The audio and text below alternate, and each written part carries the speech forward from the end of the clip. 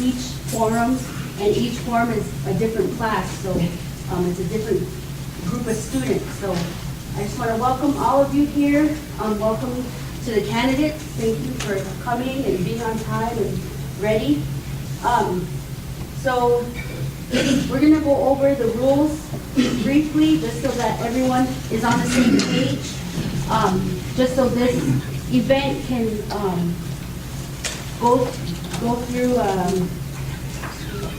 be as effective as possible. There are 3 rules. Number 1, both questions and answers may not exceed 2 minutes. So for the audience and the students, your questions, you need to articulate them in 2 minutes. We will time, and there are a lot of candidates, and I know all of you have a lot of questions. So just to ensure everybody gets an equal amount of time to share their thoughts or ask their questions and answer, we will keep to that as best as we can. We have a timer right here, our timer student, Kayleen. At 1 minute, she'll hold up this sign, just so you know. And then when it is your time, here's your sign. So just wrap up your thoughts, and so that we could be as fair as possible to each candidate. Number 2, please be respectful and do not interrupt anyone. And 3, no foul language. So we want to keep this just as clean and as possible. Also, most of you have an agenda that's up there. If you haven't signed in, please do so. I'm going to introduce the candidates. I'm just going to read directly from the ballot. And if you could just wave to the crowd and to the camera there in the back, because we are streaming live on Little Priest YouTube channel. Some of our viewers, some of our people may not know who you are, so this is your time to show them. But again, I'll be introducing you, and you'll have a chance to talk once we ask our first student question. We have 3 questions. You all received them. The students will ask their questions. We'll go to an audience question, and we'll come back to the student's second question, and so on. Okay? Also, we are not going to start at the same spot for each question answer. Okay? Last time we started at the beginning every single time, and every candidate doesn't necessarily have to answer if you do not want to. So in order to let our mic runner, Tunny, know, Craig Cleveland Jr., just put up your hand if you have it. Any questions? Oh, I'm being clear. Okay. So going on to our introductions, our first candidate, Haley Bassett. She didn't say stand. She said raise your hand. I wanted to That's okay, you stand. can stand. Timothy Fair could not be here, but he let one of our students know that he could not be here. Jeffrey Barrage, Go like this. Bob Bigfire, Brian Chamberlain, Gloria Jeannie Eagle, Eugene Gilpin Jr., Marion Holstein, Victoria Tori Kitchian, Louis LaRose. Teresa Little George could not be here because of a prior work commitment. There is a track meet in Oakland. Monica Morgan. Les Painter Sr. is also, he's going to be late because of a prior commitment. Matthew Pilcher. Don Snake. James Snow is working, so he cannot make it as well. Harry St. Cyr. And Tyron Wolf also has prior commitments, so he could not make it as well. So we're going to go ahead and get started and have our student, oh, I'm sorry, Dawn wanted to say something before we got started. I want to say thank you to the students in Little Fish Tribal College for giving us this opportunity. I just wanted to announce that I am going to step down for this candidacy because I feel that this younger generation has got this well in hand. I think that these young ladies that have been doing all this work that got us this far are doing a good job, and I support them fully. I want to say thank you to you, and good luck to all of you.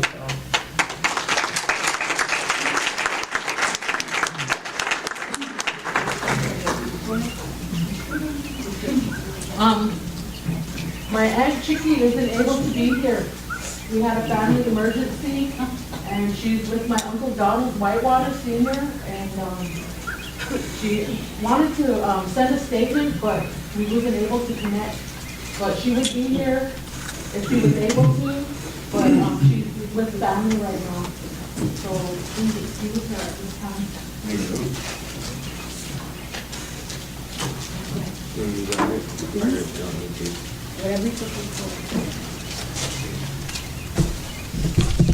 All right. Our first question we had is, in our research, we found out that the average salary of a councilman of the Oneida Nation is $50,000.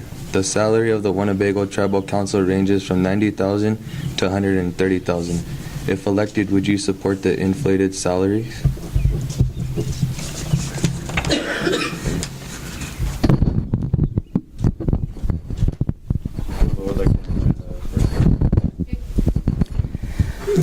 Thank you. Well, that's sort of why we're all here, isn't it? And no, I would not support salaries in those amounts. I think we need to go back and look at the tribal council job descriptions, position descriptions, revise those. And actually, there's a lot in the personnel department that can be done, because there are some staff, too, that are making inflated salaries. So we really need to address, just revamp that whole process, make sure that salaries are commensurate with experience, education, and where's my minute? Okay. And ensure that the Human Resources Department is doing its job and looking at the personnel line items, and especially when tribal allocations are made. I'm not sure who exactly looks at those grants other than them just going to the council for approval. But no, I would not support that. I've often said that I don't think $60,000 is unheard of for a tribal council member if they're doing the work. And they have to be there every day, and they have to show results. We have to become well known again. We can't just be isolated here. We need to get out and learn as to what's happening in other communities, other Native communities, and not reinvent the wheel in some cases. And in some cases, we are the leaders.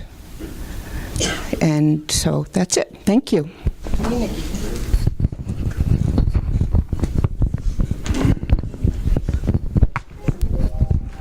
Good evening, everybody. I'm Keely Bassett. I do not support the salaries as they are right now. It is my goal that eventually this council would go back to a stipend council. There is not enough work there for 9 full-time people. We all know that. We've all seen that. It may come out that we need full-time officers, but strictly members, I think that can be handled through a stipend. And that is what I would work towards.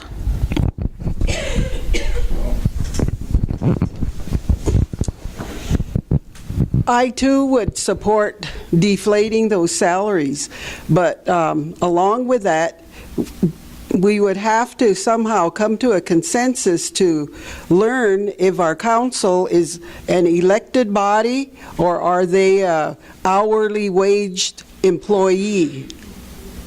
And if they're hourly wage, then base their salary on how many hours they actually put in legitimately.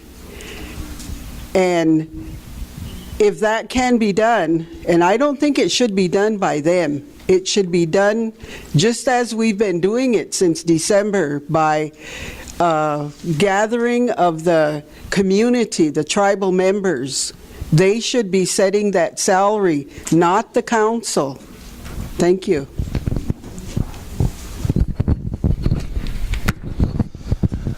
Good evening, everyone. To answer the question specifically, no, I would not support that level of salary. One of the things that I'm actually placing out, and I started doing today as one of the very first motions that I plan to make if I'm elected, is to actually eliminate or substantially reduce the salary altogether. The reason why I feel that is appropriate is because over the last 3 fiscal cycles, you guys have seen how much money was paid out in salaries to those 9 people alone. Now I ask you this, what kind of product did we get out of that money? What did we receive for the plus $4 million in salary that we paid? You guys know what the answer to that is almost nothing.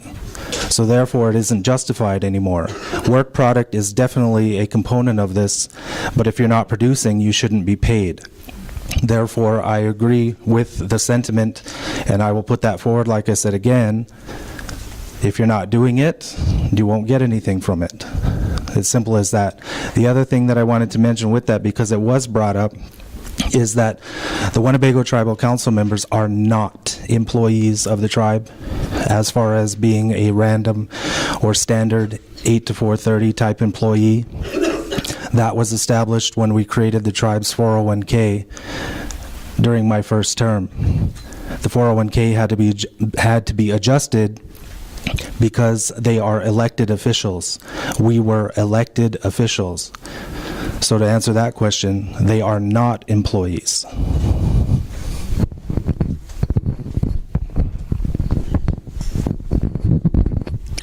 Good evening. My name is Victoria Kichian. Most people call me Tori.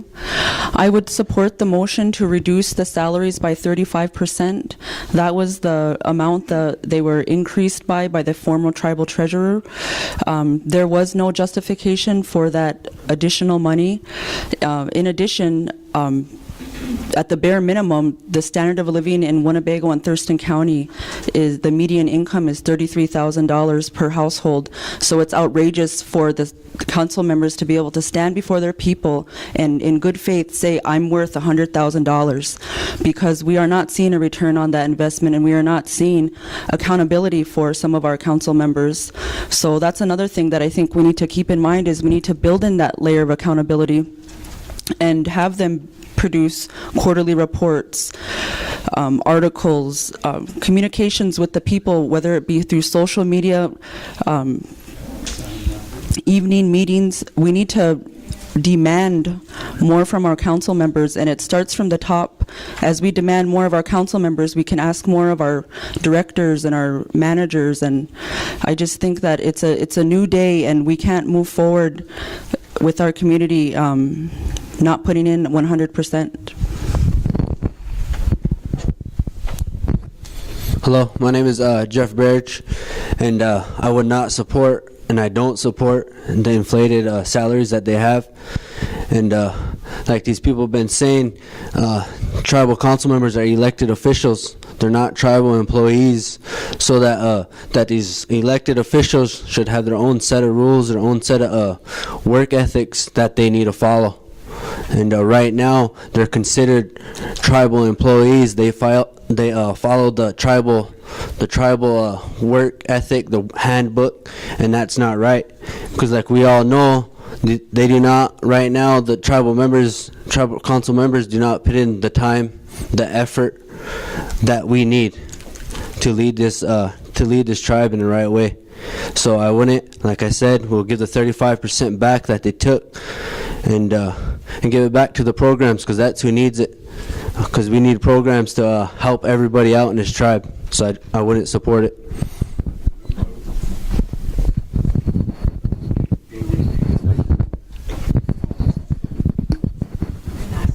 I've been waving my hand at you.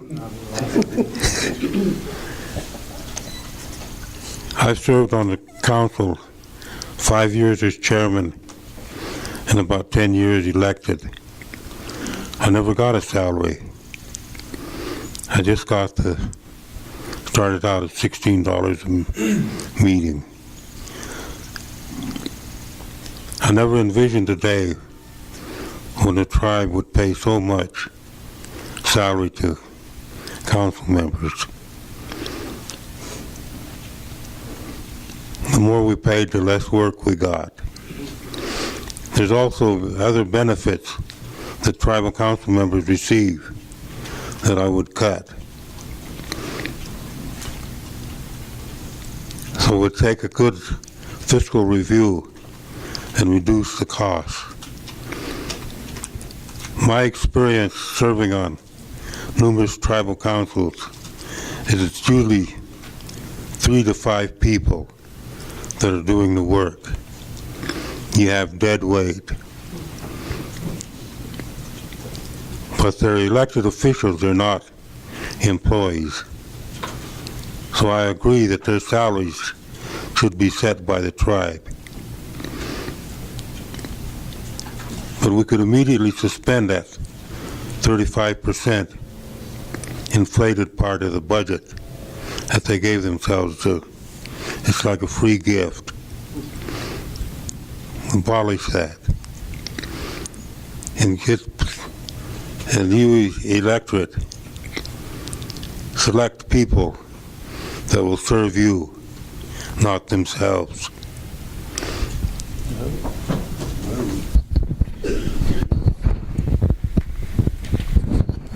I've lost all train of thought now. I was the first one to raise my hand. I think we all agree that the salary has to be lowered, definitely. I talked to one of the council members, one of my good friends, and I asked him at that time if he believed that that kind of salary was appropriate. And being someone that I called my brother and my friend, he couldn't, look at me in the eye and answer me that question. And I told him at that time, because of the amount that they received and the qualifications for the job, that I believe that it was more than fair that no member should make more than $35,000, $40,000. Not a whole lot of education is absolutely required. They're elected. Based on that, I thought that everyone that tried for this job, for this opportunity to serve our community, shouldn't make that much money, and that anyone that served for the tribal council shouldn't hold any other job either, because all our focus should be on the tribe itself. Thank you.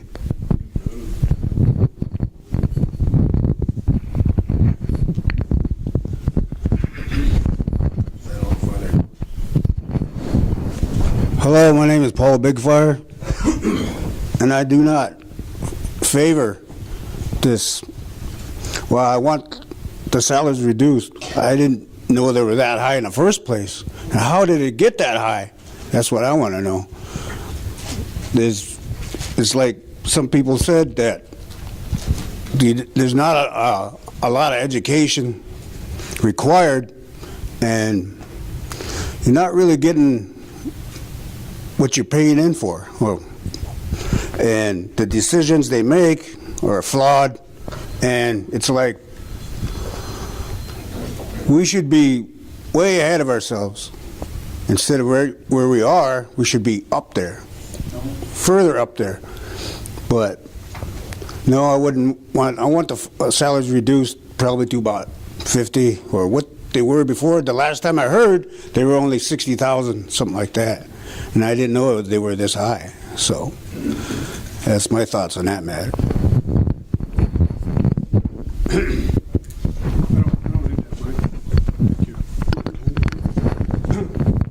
First of all, I want to say good evening to each and every one of you, my relatives here. And I want to thank all the candidates, especially our elders that are here, that are willing to stand up for our people. Myself, I've had a lot of experience on the council and in private business. And I agree with everyone here about the salaries. And so, no, my answer is no to the question. But we got to talk more about the answer, or answers that we can come up with, rather than just answer no. So how did it get that way? That was a good question, Mr. Big Fire. And when we start being successful, way after some of us heard initially, like me and Louis here, way back in the day, we were negotiating a compact.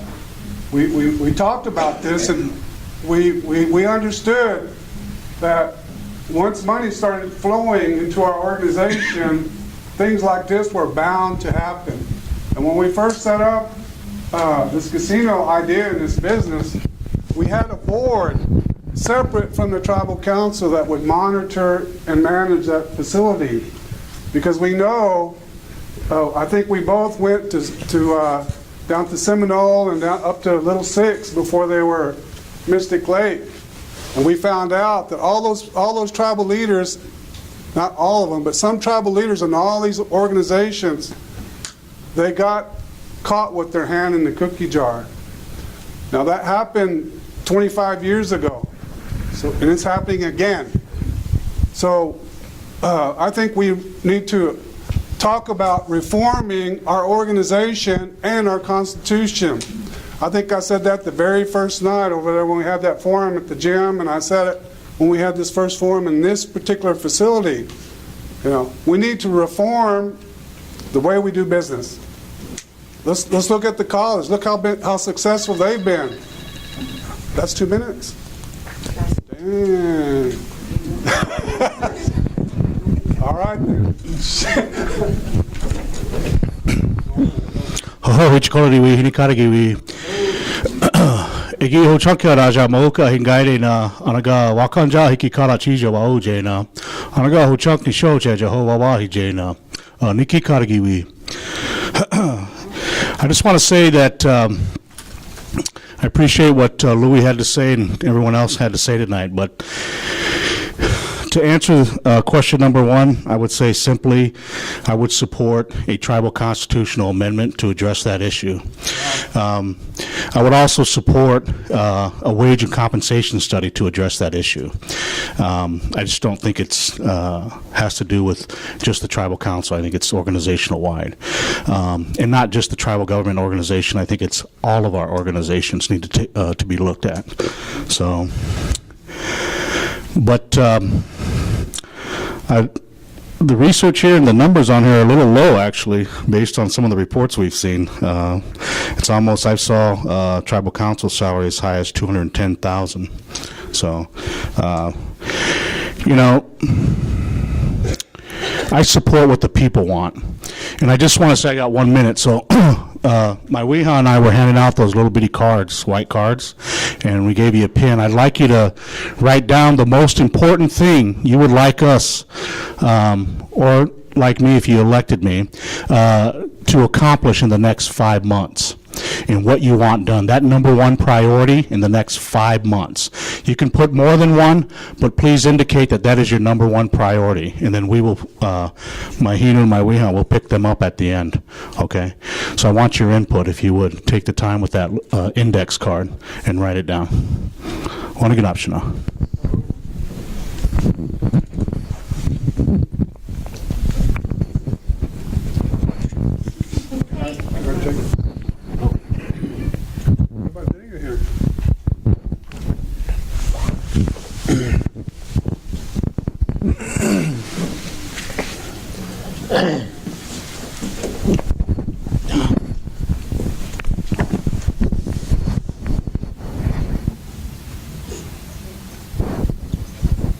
When I got back to Winnebago, Nebraska, 12 years ago, I heard one of my uncles had said something about this kind of a situation. His Winnebago name was Deku, South Wind. And his last name was Robinson Smith. He said he didn't like that casino. He said pretty soon There's a lot of money going to be coming into the tribe, and there's going to be a lot of trouble. And that's where we're at today. I was shocked when I heard about these salaries. When I first heard about it, I had a physical ailment. I went into the hospital, and when I heard it, it bothered me. It made me feel worse. I see I'm already getting cut off. But I mean, I'm also against these high salaries. They shouldn't be a salary. They're not workers. They elected to run for that tribal council to serve the people.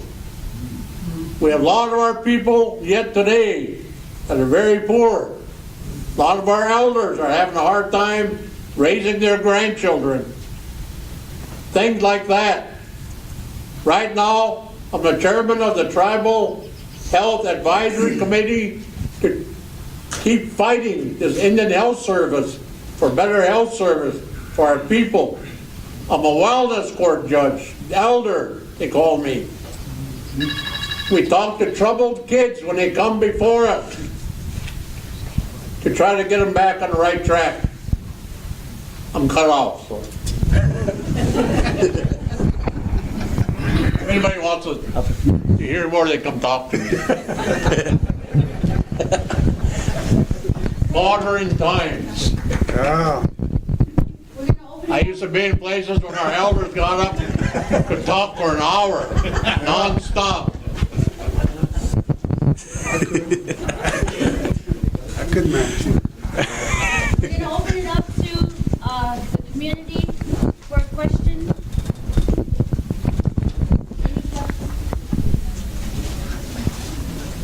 Anybody?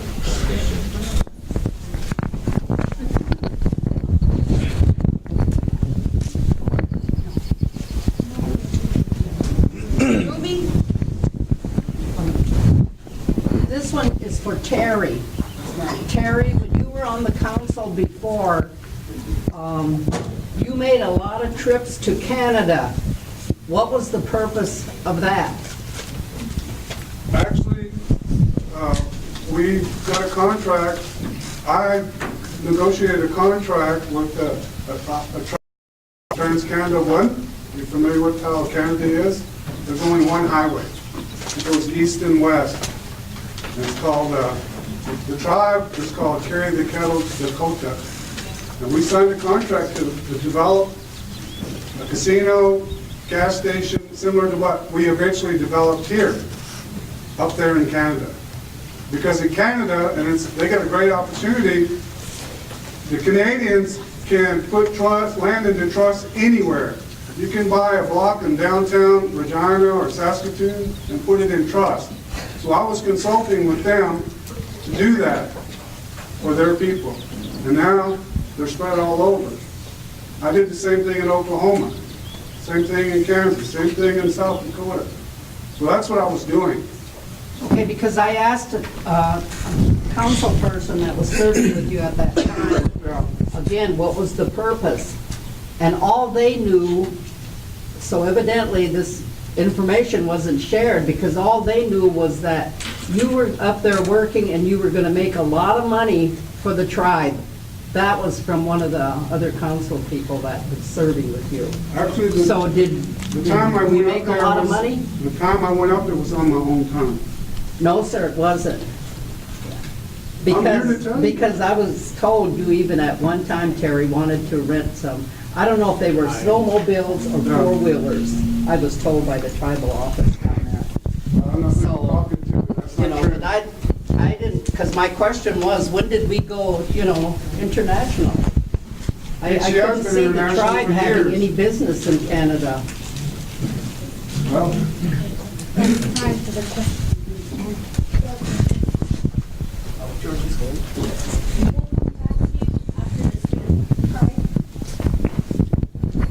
Our next question we had was, how will you specifically improve the next generations to come? How about that? How will we specifically improve? Okay. One thing with that stands out is stuff that we've actually already done and work that's already been completed. When I was elected in 2008, one thing that stood out was that children born after the last borrowed per cap in 2004 had absolutely nothing waiting for them when they turned 18. Those children numbered in the hundreds and was continually growing, because you remember that when the tribe borrowed the last per cap in 2004, there wasn't another one until that was reinstituted in 2009. So that entire group of children had nothing waiting for them when they were 18.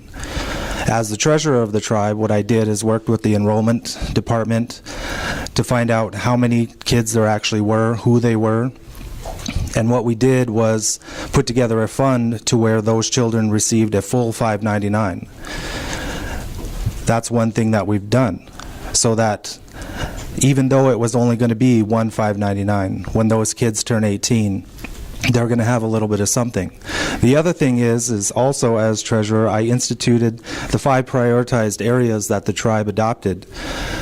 Working with our youth was one of them. The programs, the projects, everything that we had started, everything that we had going, everything that we were planning to do was work that was underway. But unfortunately, that was not carried on after I left. So what are we going to do? We're going to continue with that plan. What have we done? I think that work is clear.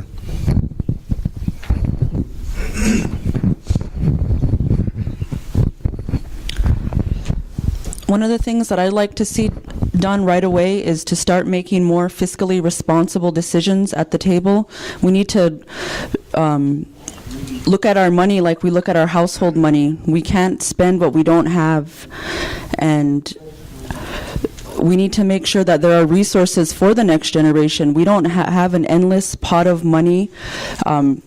I remember the last question, at the last forum, one of the questions was, what is EBITDA? And I think Brian asked it.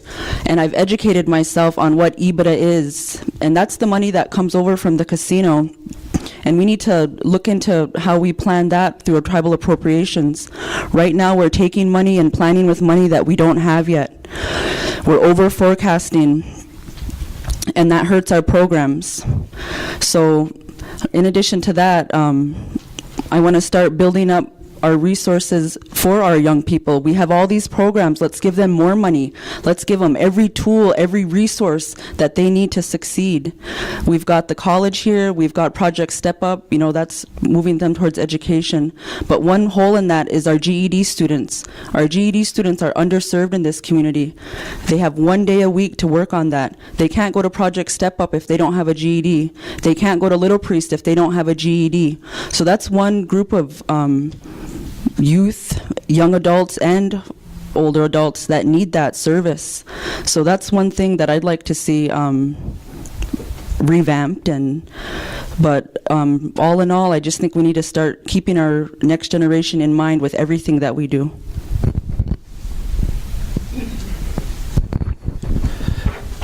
I wouldn't necessarily answer that question as far as like money-wise, setting money aside for them. I think we all know that we're going to do our best to do that. But I know that our tribal court systems, our CPS systems, all those need to be looked at, because from what I've been through in the last month or so, I see that those systems are failing some of our children.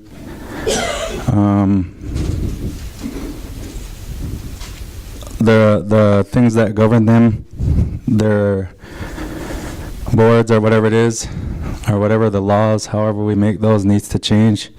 Because I know someone that tried to help somebody and the court turned their back on them.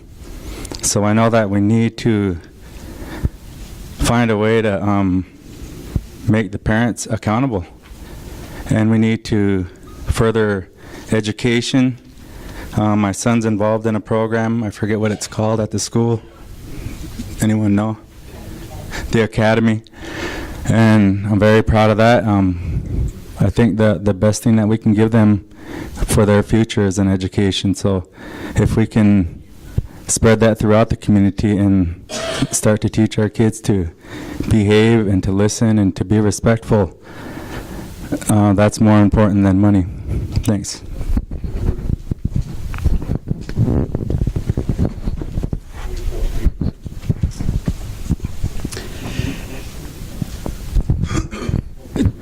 To me, having worked right over in this building for 17 years in the when it was the American Indian Satellite Community College of Northeast Technical Community College, and Louis was the director. And it was under Northeast because we didn't have our own accreditation, and our accreditation came through Northeast. And so I have a real great respect for what goes on in that building over there to educate our young people. All they have to do is go there. And I would like to see the tribe supporting that place more to make sure that it stays there so that the young people can stay in this community and become educated. Because to me, it seems like if they go and seek their education somewhere else, when they come back, they no longer fit in. There's no longer a place for them here. Even though we tell them, go and get your education, when they come back to apply that education, they can't get a foothold in anywhere. And so I would like to see more of our high school children, young adults, go to this place over here. That's our greatest asset. That and the high school. If you beef up the education, they'll be successful. They will be. Thank you.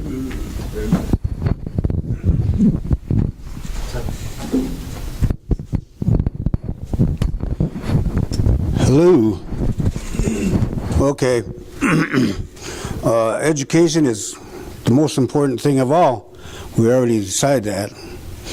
I used to be a student here. I was a student here when Louis was here. Anyway, but aside from that, we need something that'll keep the people here, like a job, a manufacturing job, a food service, or something that'll be stationary, and you can always come back to that with to have experience and say, well, you know, I did this on the reservation. I could probably do that out there. So, yeah, we need some sort of school or something, a chef school or something like that, so that they can fall back on. Okay.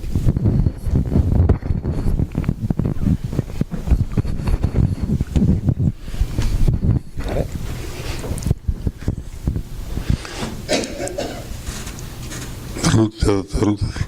The late Reuben Snake had a plan for the tribe to be self-sufficient by the year 2000. I know about it because we worked out an agreement, and I agreed to work with him on the development of that plan. It turned out to be a tremendous plan. It included employment, a fuel ethanol plant. And if we got that going, we would have been ahead of the curve. And fuel ethanol plants that were designed in that era are up and operating and making good money today.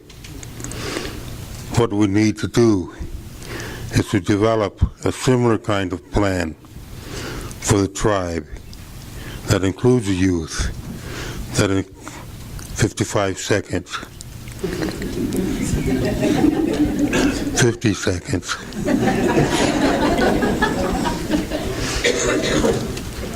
A plan that includes the whole tribe in putting together what's in the future and what the needs are, so that we can figure out a way to allocate the money to issues that respond directly to the needs of the tribal people. We owe it to our children and grandchildren. I know what it is to have to deal with raising grandchildren and the inadequacies of the Indian Child Welfare Law. But I wouldn't have anyone else take care of my grandchildren, because they can't give them the initial love that my wife and I have for them. You can't put a price tag on that. But we need to help other families that are pursuing and dealing with the same problems. 5 seconds. Pinagigi.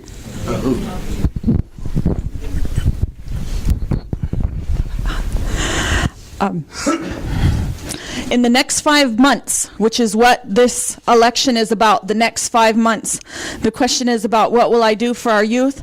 I'm going to make sure every one of those council members that stole from our kids and stole their future go to prison. That's what I'm going to do.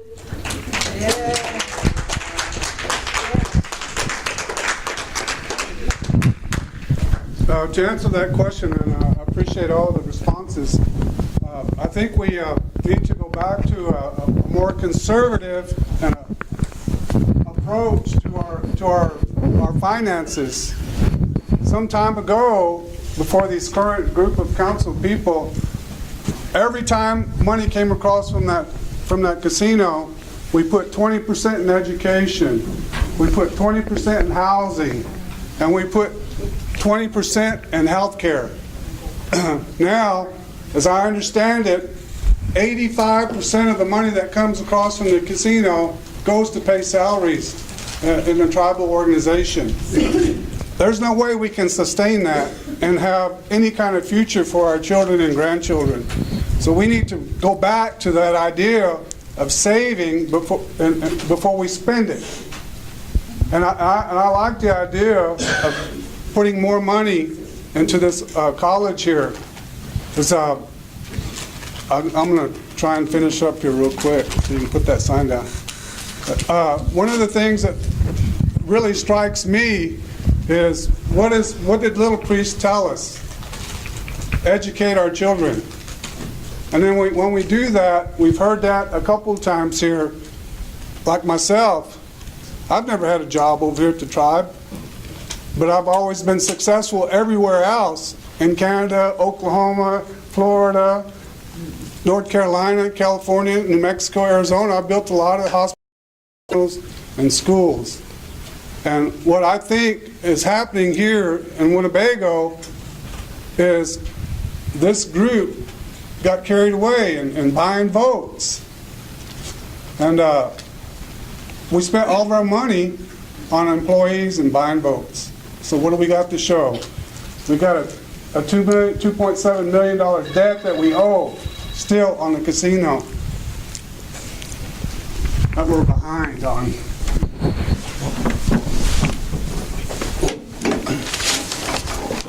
Yeah. Can you give me an hour?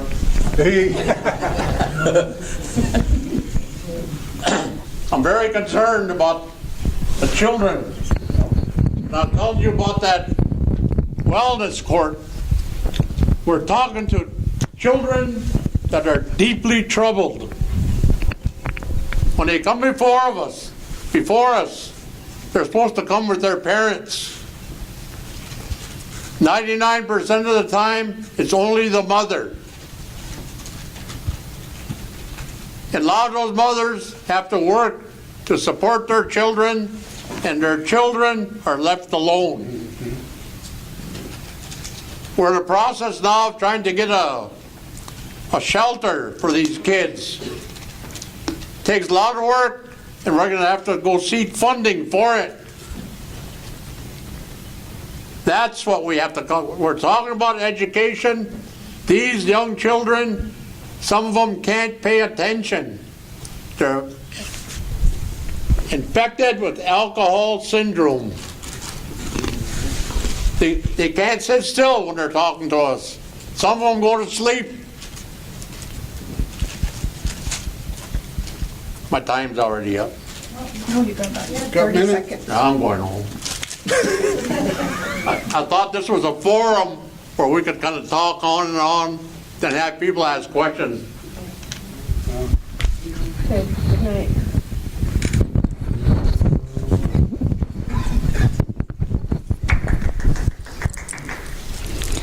Okay, what would I do? 2 words, systems management.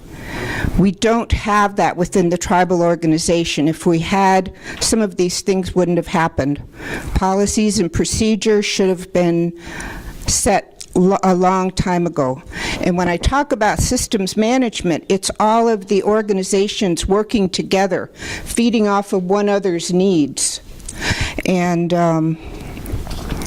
this is a little, I've been working for the tribe now for a short time, and I just got really frustrated not too long ago, and I typed this up and put it right in front of my desk. What it says is, don't get discouraged by the people or the systems.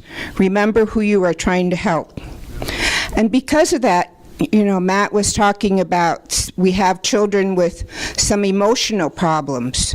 We haven't had a therapist for a long time.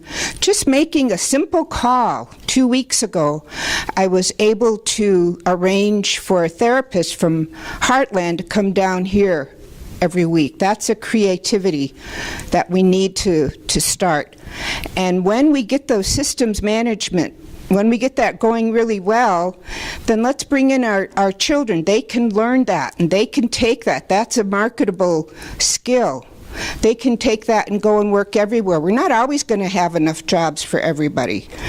The other thing I wanted to say is let's use our sovereignty creatively. We've all experienced that vicarious trauma of the last few months. We're always experiencing that trauma because we love our relatives and what, you know, and things happen. We need to de-stress, and I think one way would be would move to a 4-10 work week. So we would have 3 days to spend with our families. And let's not forget early childhood. It starts in the womb. Okay, I'm quitting. I could go on too, but thank you.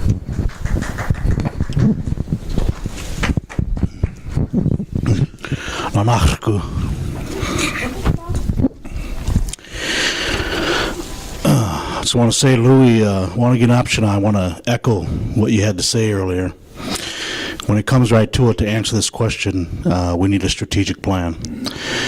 You know, we need to start thinking not just 25 years, 10 years. We need to start thinking 100 years out. This is our country. This is our nation. And we've come a long way since our people were dying in South Dakota and freezing to death. And we've got a lot to be thankful for and appreciative. We're living in a time of abundance. But we need to start thinking about where are we going? And we need another plan, a strategic plan. So I support a long-term community development plan, strategic plan, addressing our community with community input. So it's all of our plan. I'd like you to close your eyes for a second. I have a vision I want to share with you.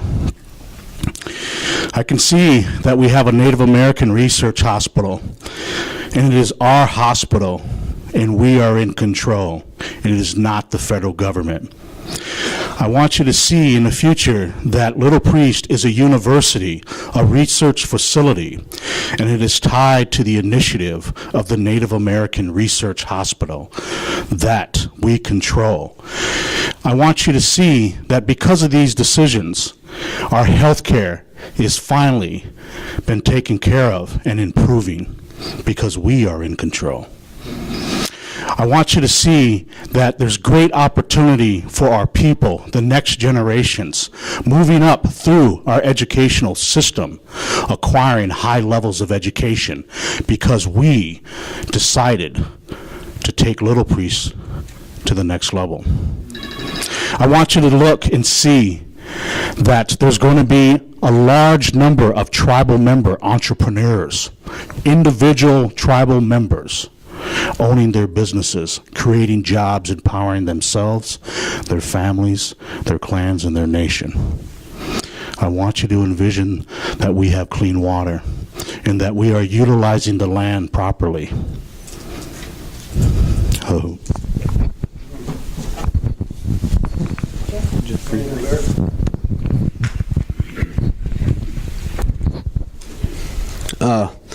You all know I'm a basketball coach, and I'm around these kids for most of the time, because it never stops with me. I'm always working with kids, and we need to focus on all ages. But then again, we got these young adults that are going to school here, that go off to school here, and I did it. And when I came back, I had nowhere to live. And that's a big part. We got a lot of educated young people out here, but they cannot come back to Winnebago because there's nowhere to live. They're going to come home and live with their parents. Because if they get stuck at home, they're just going to live off their mom and dad their whole life. So one thing that we need immediately is housing for these kids that come back.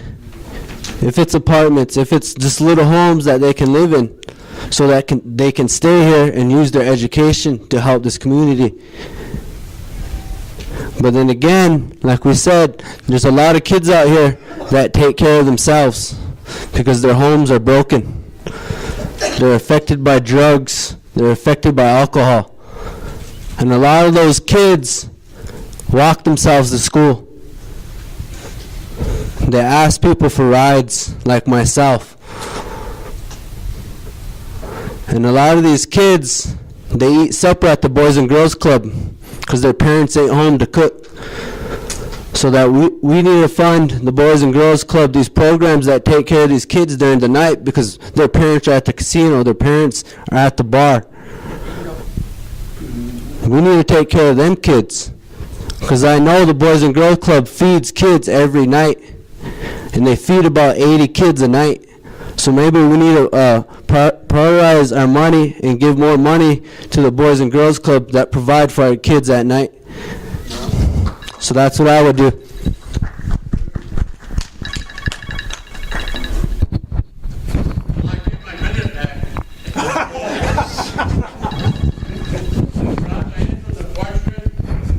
Salary. I'm against it.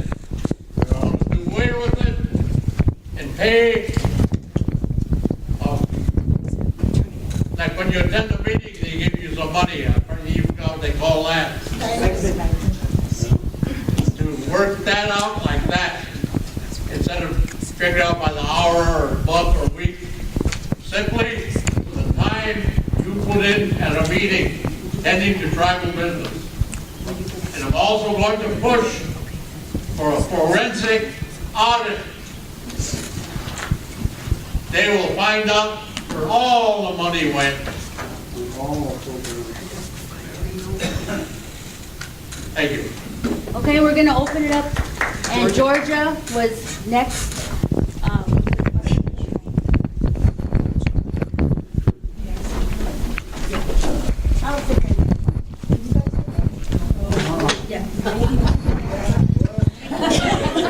Now, Jerry, on a serious note, I want to thank everybody that showed up.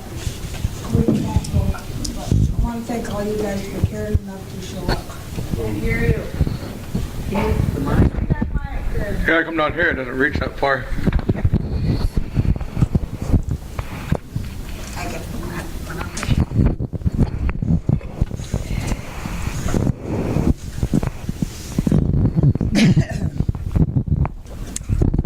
I just wanted to thank all the candidates for showing up, for caring enough, for coming and expressing themselves in a good way. I know that we're all related here. All of us are related. And it's going to be a really sad day, whichever three make it on the council after tonight. It's going to be a sad day to do what you have to do, what the people expect you to do for them. Now, I want to know from over there, clear over, if Matt's still here, are any of you guys going to have problems with doing the right thing if it's your relative that you have to make these decisions about? Real quick. Yes or no? When I wrote my intent to run, in that I said that we do all love our relatives, but we have to help them realize their shortcomings, help them realize their weaknesses, and help them improve on them, and help them realize their strengths and enhance those everywhere, not just with the current council members, but with everyone. And one thing I've tried to tell my kids is that the hardest thing in life is going to be to learn when you've made a mistake. Because if you don't and you keep going, then everything that follows from that is, it's skewered too.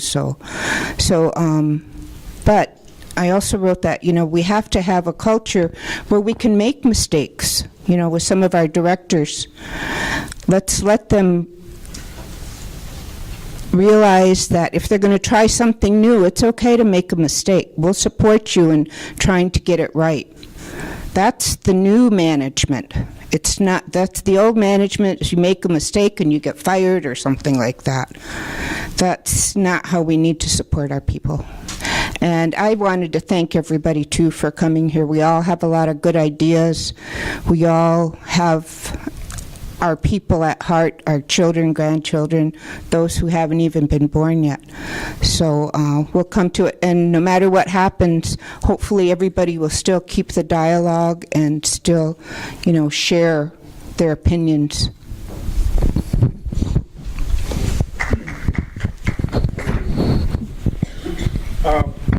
As far as being difficult on our relatives, I think each and every one of us here is going to answer, we have to, based on what's taking place here. When we put our trust in the people that we elected, they didn't uphold their swearing to uphold our Constitution of the United States or our tribe. I know it's going to be difficult for a lot of us because we're related to probably 4 or 5 of all the council members, each and every one of us here, I believe. And we've got to set an example for our children to follow, to do what's right, not do what is easy and puts money in your pocket. I know. We've got to take a look at the whole organization. When someone that doesn't even have the education of some of these young folks right here is making $93,000, that's not right. Any way you look at it. And then to look at our council that only comes to work part-time, making anywhere from $93,000 to $143,000, that's not right. And we all know it's not right. So myself, that question I already answered 20 years ago. I did something about something that's happened like this 20 years ago, 25 years ago. So I'm hoping each and every one of you can see it in your heart to overlook what they've done. I know some of us want to put them in jail. Some of us want to do that. But I think the law is going to take care of that myself. I believe in the Constitution of the United States and the Constitution of the Winnebago tribe.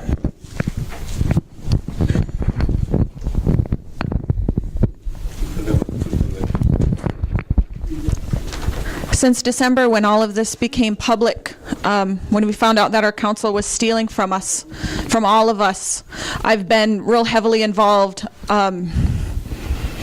Anywhere from 20 hours on up. Volunteered my time. I have read the Gaming Commission report. I have read the Special Investigative Committee report. I have looked at the spreadsheets, counted the numbers myself to make sure they were correct. I have questioned every council member except Morgan, because he was never at the meetings, to say, did you steal this money? Did you take this money? And they all said, yes, I did. And it's really hard. Everybody cried in the beginning. It was hard. But now, at this point, we just need to do what's right for our people. And the right thing is to tell them that their services are no longer required. So I am ready to do that.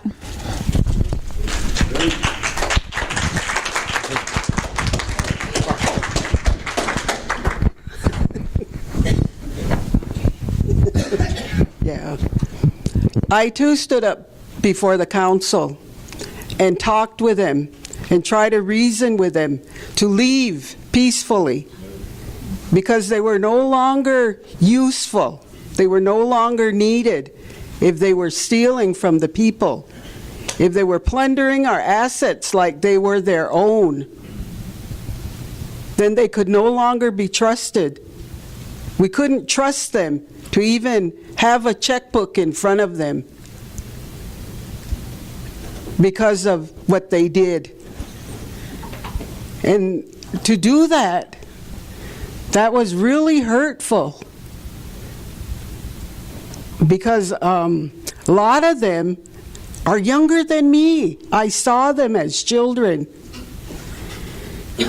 I saw John when he gave up the life he was leading, drinking, carousing around. I saw him sober up.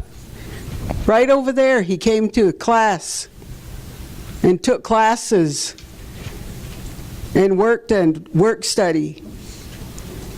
And we try to keep him occupied, to keep him away from drinking. And finally he did. And we encouraged him to run for the council. And he did, and he got on.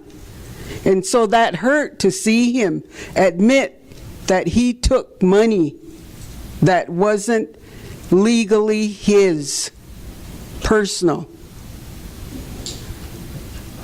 Those kinds of things I did.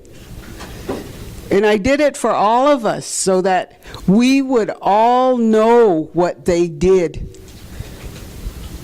Because some people say, I don't believe it, or they deserve it. They work real hard. They don't work hard, and they don't deserve it. Thank you.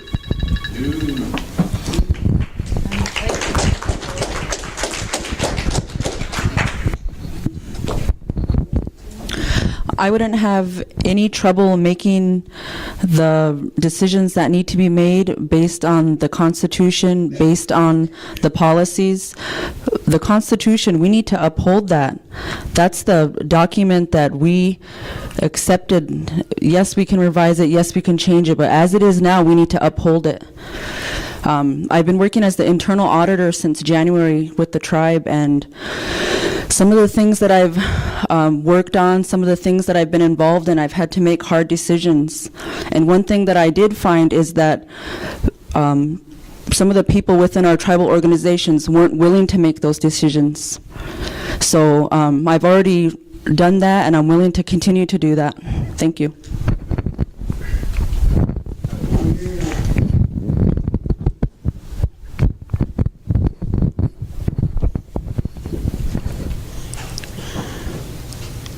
It's a sad day in the tribe. When I first started hearing things, I didn't believe it.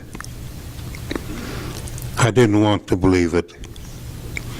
I have relatives on the council that have always been straight and forward and fair with me. So I didn't believe they did what they did. But I've seen the evidence, and it's heartbreaking. But when I make decisions, I turn to my professional mode and decide what's best, what's in the best interest of the tribe as a whole. So I have no problems making the tough decisions.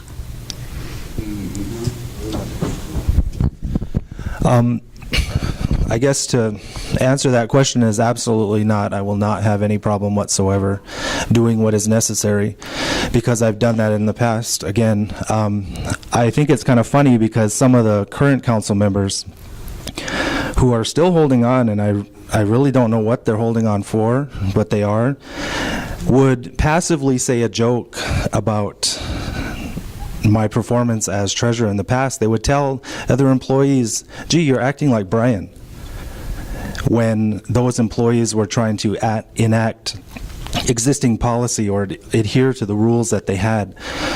And while some people might consider that an insult, I actually considered it a compliment because I took it as a good thing that I wasn't like those people. And even though these employees had to go through that, and I feel sorry for them, they came to me and told me that they understood that things were different than they used to be. So getting into this scenario and this situation, from the first meeting that was held in the auditorium, standing in front of all of the people that were there, giving off a very long list of what to look for and where to find it, and then also pointing out the contradictions, like asking for minutes that didn't exist. Those are the type of things that were difficult to say, but were necessary. Standing in front of the council members themselves and asking them specifically, what did you do to earn this money? And receiving no answer in response. Those were hard days. Standing in front of them still and then asking them to resign. One of the hardest days. So, will I have a problem making those decisions when that time comes? Absolutely not.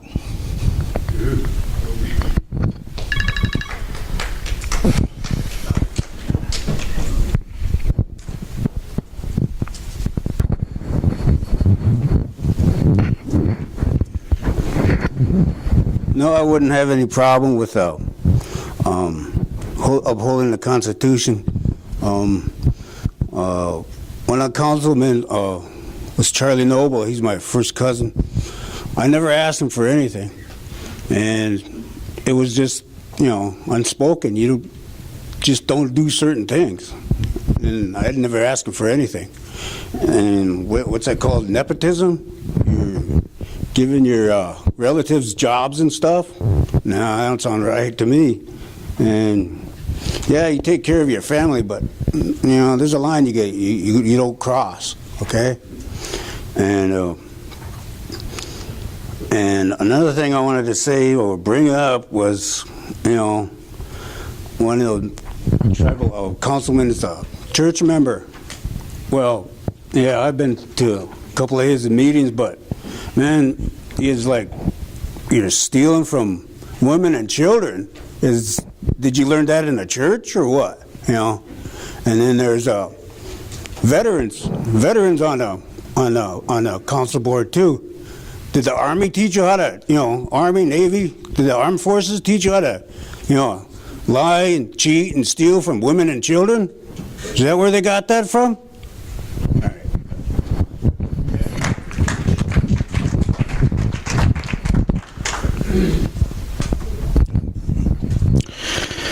To answer that good question, the simple answer is never break your integrity. So I'd say be careful what you promise, because for it to be true, your behavior has to be exactly what you say and what you do. That's integrity. So I have a core set of principles that I live by and values. So I live by those. It's part of me, my essence. One of those is accountability. Those that are acting irresponsible, that need to be held accountable, will be held accountable. Those that want things better, that is part of my core principle and value system, is to make those things better. There's a lot of things that we can do, many things that we can do to prevent these sort of things from happening in the future. But It is strictly 100% up to each one of the elected leadership to have the right set of principles and values. So the answer is never break your integrity. Live by correct principles, correct values, and make your decisions from that place with the help of Wajang Gujira. And balance those decisions with your Nachke, your heart, Nachke P, your good heart.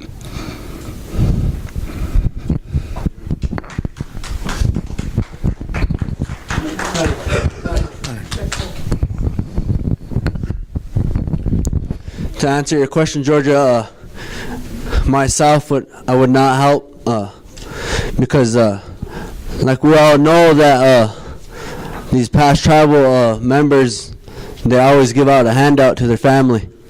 There's always something they're doing for their family, but they won't do it for nobody else. So there's absolutely not, I would not help them out because I got to hold, when I put my hand up, I got to hold that to me and all these other tribal council members, because we got to do what's best for the community, for this tribe, for this nation, because helping out just one person or helping out your family is not helping out this community. Even though family is the most important thing you got in your life, but when you take this position, you got to think about your tribe. You got to think about the people you're working for. So I wouldn't.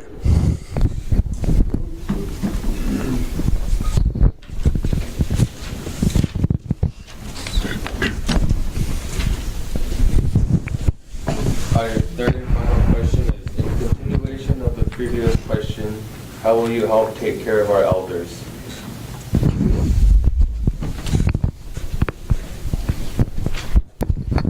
Don't start the clock yet.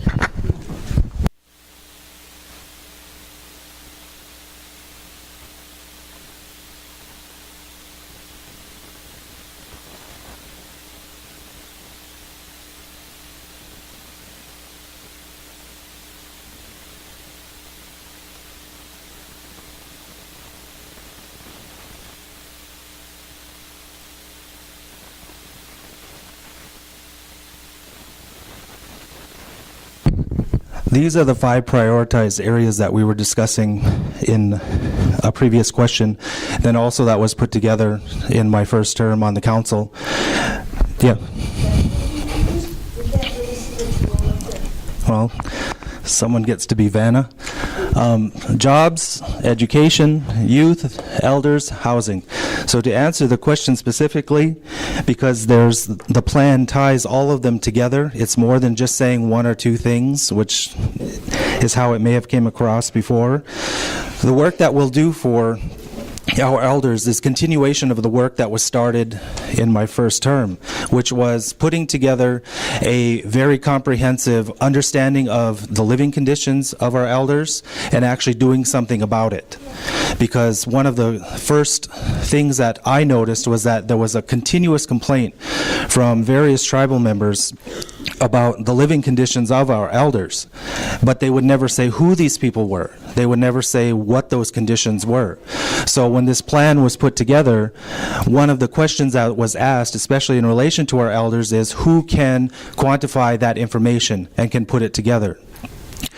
The tribe CHR program, which didn't have any money to build houses or do anything else like that, did have the ability to go into these houses and assess the living conditions. They actually came back with some very good information, and we started a process to help people move beyond the things that were basically standing in their way, like holes in the floor, broken windows, doorways, etc. We put together money that was actually reinvested a couple of times because it was exhausted so quickly into that part of the program so that elders could benefit from it. So that's how we would continue with that. But just one last thing, the entire plan was tied together. There wasn't just one single thing.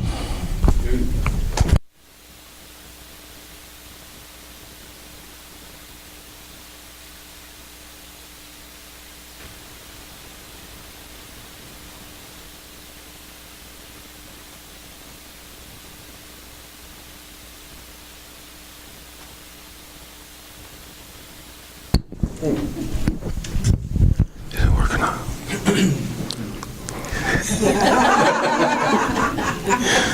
A minute hasn't started. You want to know how to help this elder? Elect him. Hey. Okay. We need to have a summit and a planning session on what to do and how to help our elders. Currently, my wife and I live in too big a house. And how could we exchange or do something with a family that has just the opposite problem? But the reason why I say we need to have a planning session, when I worked with the alcohol program, I had a survey on what was needed in the alcohol program. And the board came up with a plan to feed the alcoholics breakfast. And I did the survey among the board, the staff, and I went over and talked with the winos. I miss the winos. They were an intricate part of our life. We don't have any more winos. But I went to the winos. First thing one of them wanted to do was to fight me.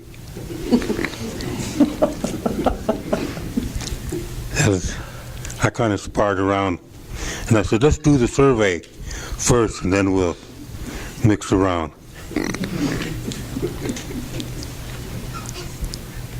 And when they got through, the winos all wanted a program to educate the youth.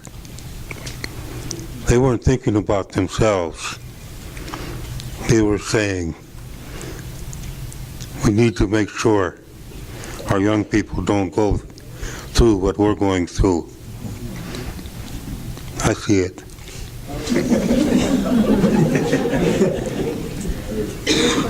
You're not strong enough to take this mic away from me.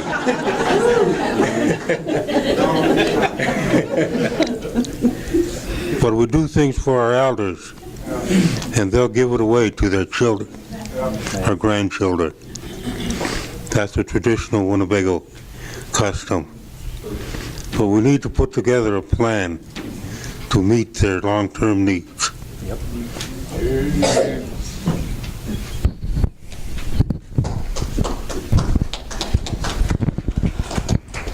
There's a story one of the tribal health educators told at a presentation. I don't know if it was in a presentation or in a meeting, but I asked him to tell it during the presentation.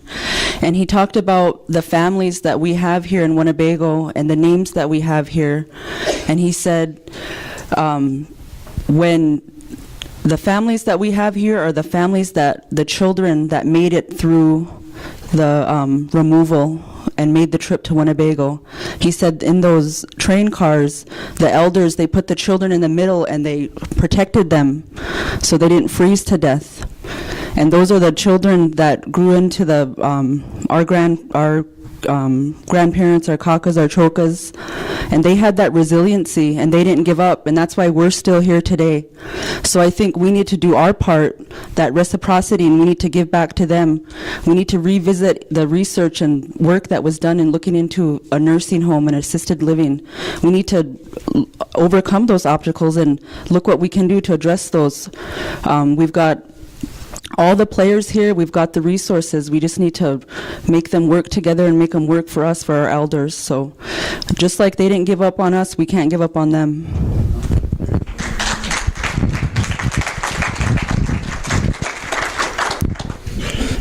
I've always been taught and I've always been told that the most important people in this tribe are our kids and our old ones, our elders. And I've always been taught that that we need to take care of our old people. And if that's like what he said, he lives in a home that's too big, maybe that we need to fix get more housing where they can downsize, and so that there could be we can take care of them better. I know there's programs out there. I work with Rolling Thunder, and they have programs for the elders to try to keep them more healthy. There's the CHRs. They go pick them up, bring them to their appointments and stuff like that. We can improve on that part. We can improve those programs so that there's more help for our older ones, because we got to take care of our elders, because that's where we learn from. I've always been told that once we lose our language, we're no longer a tribe. And these old ones know our language. They know our ways, because we cannot lose our ways, because if we lose our ways, then there's no reason for us to be here. Because we are Winnebago people, and Winnebago people do things a certain way. And these old people that sit here and try to teach our children know all them old ways. And there was a story that we just talked about, me and my family, at a gathering, that these young people now, they kind of have no respect. I've been taught that I need to take care of my grandparents. When their lawn needs to be mowed, I'll mow it. When they need some, your family's supposed to help you. And that's what we need to teach our young children, that you're supposed to take care of your elder. You're supposed to take care of your mother. You're supposed to take care of your grandma, your grandpa. You're supposed to do that, because that's what you're supposed to be taught. So we need to teach our children to take care of our old people.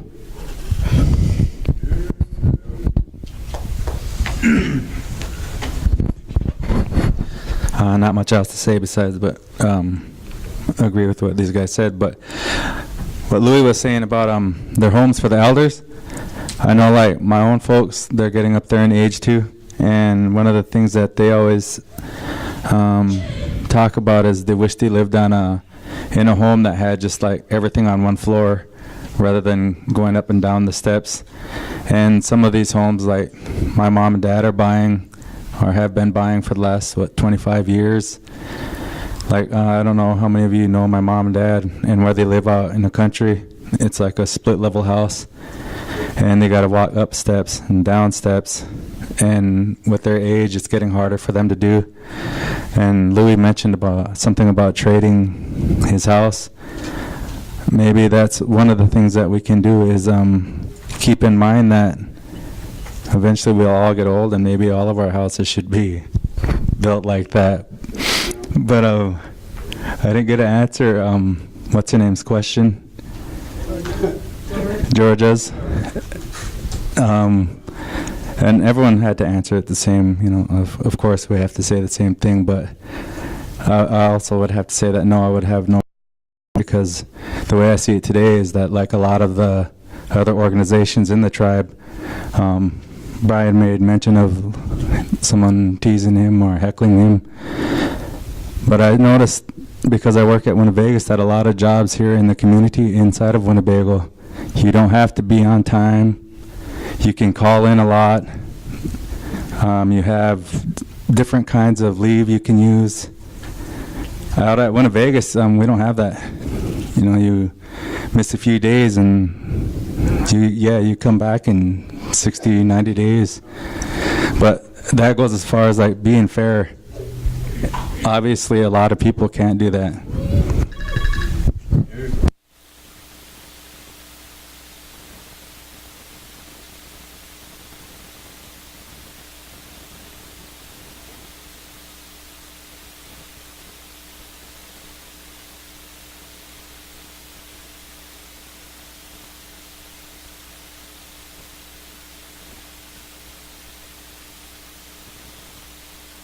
Should I holler? These are whole chunk books. Okay. Anyway, I don't know what happened to that money, but I guess it got stolen. So half of that money that you gave to the councilman, you could have, at least started an old folks home. And it's like, I had a lot of respect for my grandma, Margaret Big Fire, because our grandpa, he died early, so it was my grandma. She taught us boys how to shoot. Me, Charlie Noble, Kitty Rice. She taught us boys how to shoot. And anytime I ever shot anything, she just, skinned it and cooked it up. So, yeah, we need our elders here. We don't need to ship them off someplace else. All right?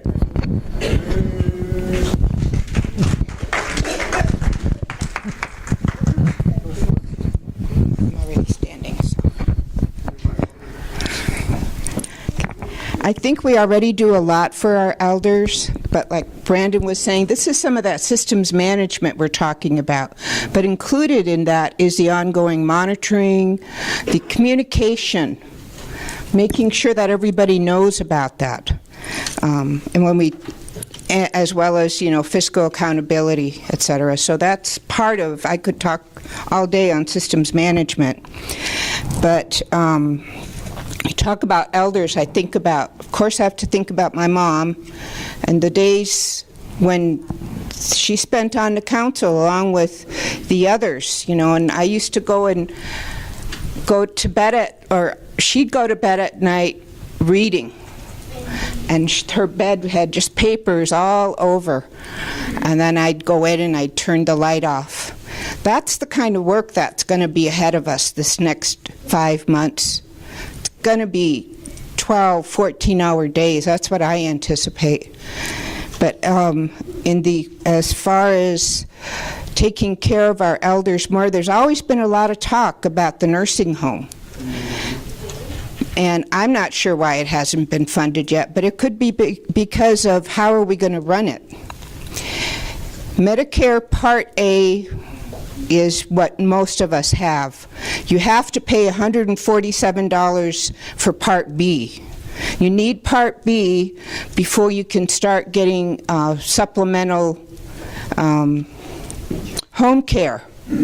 So if the tribe paid for that, if they paid that $147 for each elder who can't afford it or who isn't going to follow up with their home care insurance, then that's how we can fund that care. Once the building is done, we have to think about how are we going to fund that. But that's going to be creating jobs. So thank you. Again, my name's Marion Holstein, and yes, I do live in Winnebago for 2.5 years now.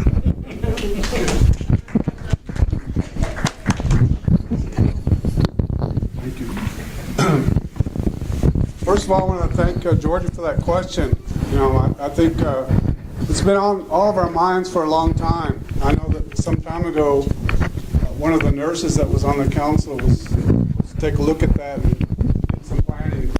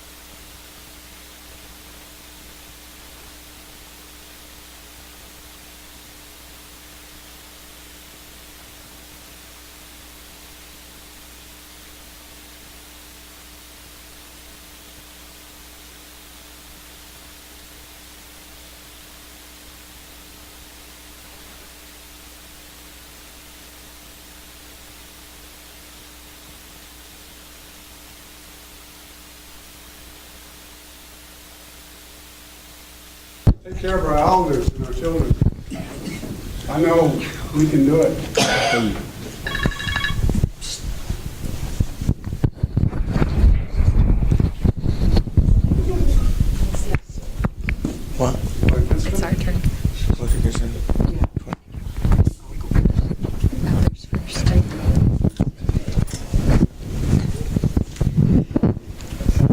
There's been several attempts to start a nursing home here in Winnebago. The last time was probably about, little over 10 years ago.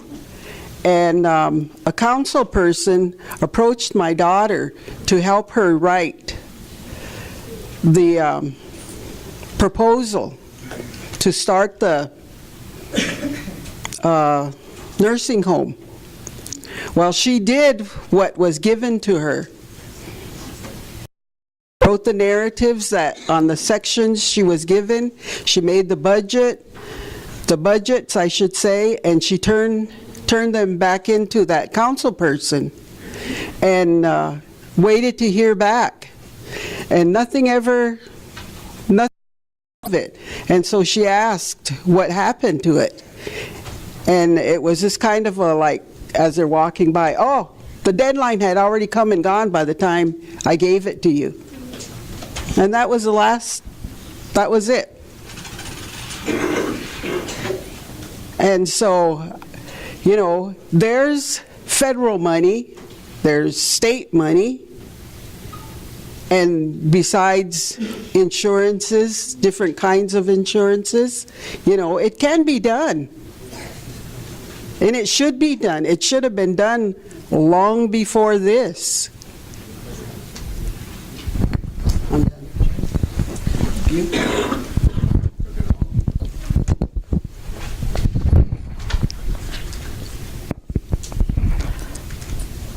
In the next 5 months, which is what this election is about, is the next 5 months. Again, I'm going to work really hard to make sure that the people that stole from our elders can't steal from them anymore. That's one thing I'm going to do. You keep asking about, people keep bringing up the nursing home. I spoke one time with the former chairman and I asked about it, and he said, and I'm not a politician, so forgive me for not being a politician. He said, it's not a political thing that we talk about. He said, the nursing home, he said, we can't afford it. And he talked about why we couldn't, because we didn't have enough elders at any given time that needed nursing home care. And he talked about, you have to have this many doctors on call, this many nurses, this many this, this many that. It wasn't cost effective. So every time this would come up during an election, we need a nursing home, we need a nursing home. Why didn't you do it? Why didn't you do it? Well, it wasn't cost effective. That's the simple answer. If we want to make it cost effective, what Marion is saying, I know other tribes do that. That's something that we can look at in the next 5 months to figure it out. But I don't want to be a politician, and I don't want to tell you that I'm going to give you a nursing home. What I'm going to say is we can look at it, we can figure out how it will work, and if it's not going to work, I'm not going to lie to you and say, this and that, or the deadline passed. I'm going to say this is why we can't. But here's an alternative. Let's get our family members doing what they're supposed to be doing and taking care of their elders at home. If that means that we have to supplement that adult family member's income, then let's do it. My dad stays home, and I'll tell you what, it takes 3 to 4 people to keep him home. It's not an easy job. He's a lot of work, and anybody that's taking care of an elder knows that. They need a lot of care. And so if you know someone at home, give them some extra help. Go over there and sit with your grandpa for a while. Let your auntie get out of the house. But that's the short answer. Thank you.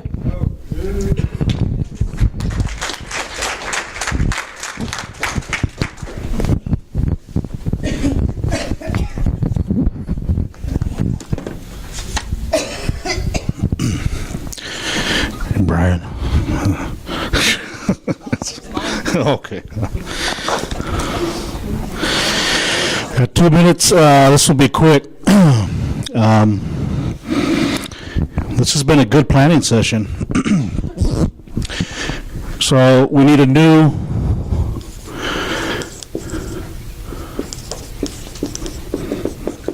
community development plan.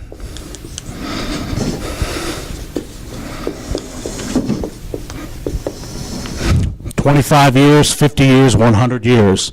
And that requires your input. So it's your plan. So my first response to that question is, why don't we just ask the elders what they want and what they need? And why don't we go out and find out what they need? And why don't we collect those responses and put them into a plan? Okay? So as a tribal citizen of this nation, I'm going to provide my individual input to this plan on this particular issue. There's a lot of sort of brainstorming ideas that can happen. And Keely's right, 5 months. But guess what? At least in 5 months, we could create an initiative for a strategic community development plan and start working on that. What about expanding our tribal tax base and start thinking about some innovative stuff like, what if we start putting money away, just like the federal government, your money goes into a Social Security account, but why don't we just have something, the tribal equivalent of that, and allocate our own tribal tax revenue to those sort of purposes? What about the youth job training programs, the tribal youth programs coming up this summer? Why don't we send those tribal youth out to the elders' homes and start working with the elders and helping them out and find out what they need? You know, little things like that. But again, what is it that they want? What does the community want? And let's write that down, because then it's your input, and guess what? We all share in the accountability of our plan, right? That's right. Oh, one more thing, sorry. I really encourage you guys to write down your top priority that you want done in the next 5 months. You can have more than one, but I'd like to collect these from you. If you don't have one of these, Mahina and Weha got some down here. And those of you that are streaming live, are they still streaming live?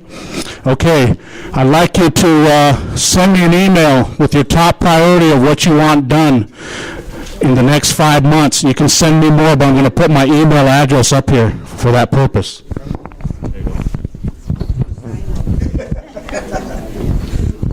Harushine. So now the remainder of the questions will be open.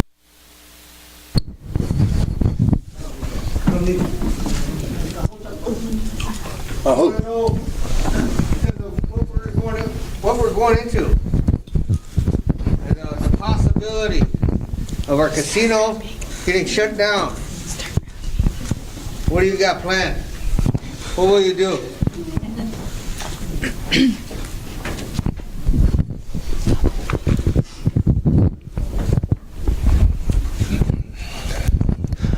First of all, the possibility of that happening right now is, it seems highly unlikely.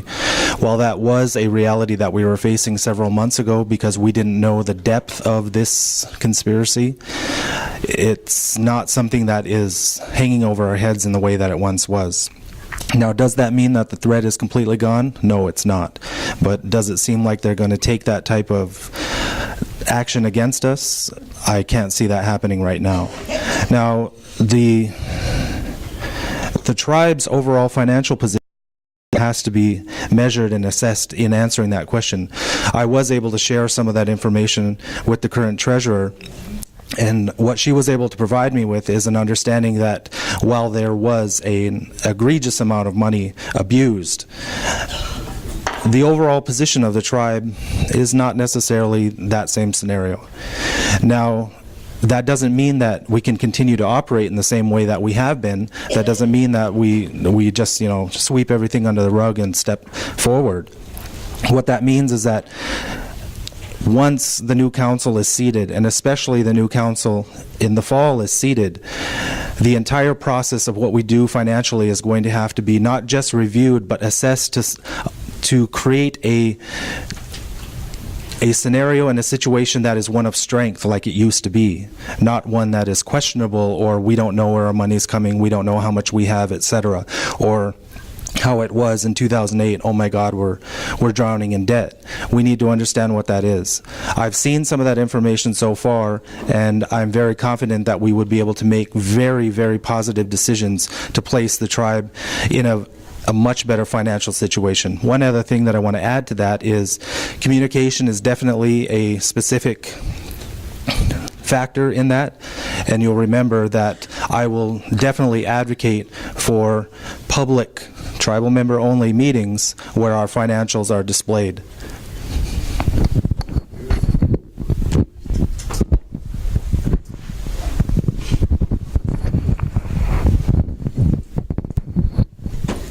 I think we've all heard Keith say when, we've got 157 programs, and some of those are overlapping, doing the same things, finding out which those are. And I'm not saying that we would be cutting jobs, but if so many people are doing things, then we could be doing other things. We talked about our elders. The savings that we make by eliminating duplication of services could be put to the elders.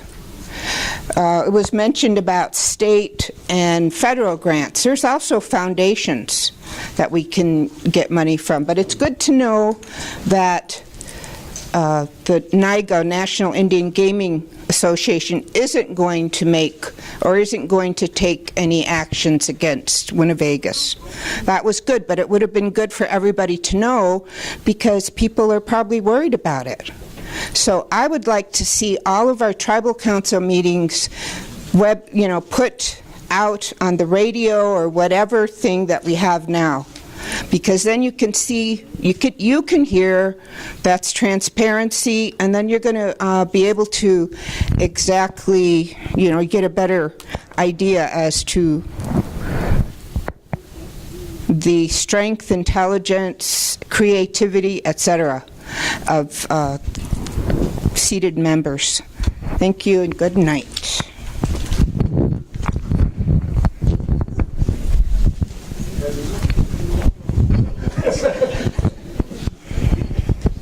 I think one of the things that we need to do when we think about our casino is educate our leadership so that they have the skills and they have the knowledge to know what they're looking at and what they're dealing with. And we've also got to put our confidence back in our leadership. We've got a new general manager and a new controller at Winnevegas, and I've met with them, and I do feel confident in them. And I do feel like they're going to work together for the betterment of our tribe to rebuild the integrity of our tribe and our casino. But along with that, educating our leadership, we need to know what we're looking at. And none of us know everything. There's not one perfect candidate that's going to bring us through this. But it's going to be a collective group of educated minds that are going to be making smart decisions based on experience, training, and just informed decisions. We can't make blind decisions anymore. We have to know what we're doing. We have to understand what we're looking at. And we're so sophisticated as a tribe, we can no longer go on without that formal education. We need it. And we need to start embracing it and making it the norm and the accepted and the something that we promote. And I've seen a lot of things on Facebook. I think I was reading Brian's post and he talked about demonizing education. And we need to move away from demonizing education and making it the standard.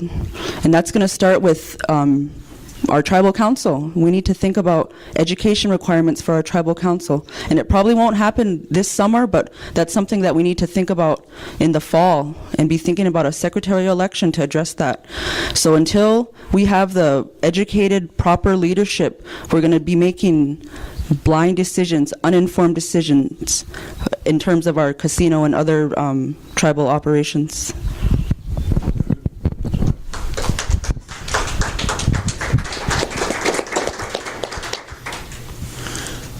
Was that in anticipation of me speaking?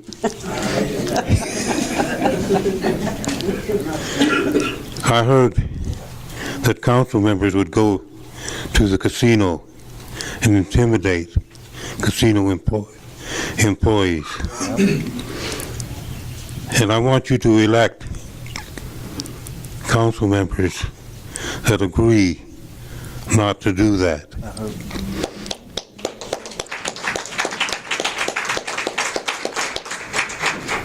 And if any council members does that to enrich themselves, they should be immediately removed from the tribal council. That's right. And we need council people that will uphold that rule, because those employees were scared. They didn't have to be scared. And they need to know that the council supports them. We need the casino. It has a tremendous impact on the tribe. So we have to comply with Indian gaming law, plus the compact that we have with the state of Iowa. But it first begins with the council itself being honest.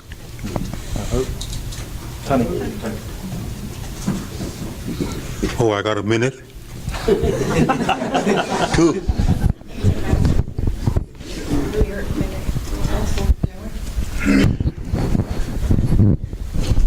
You can use my minute. This won't take me long.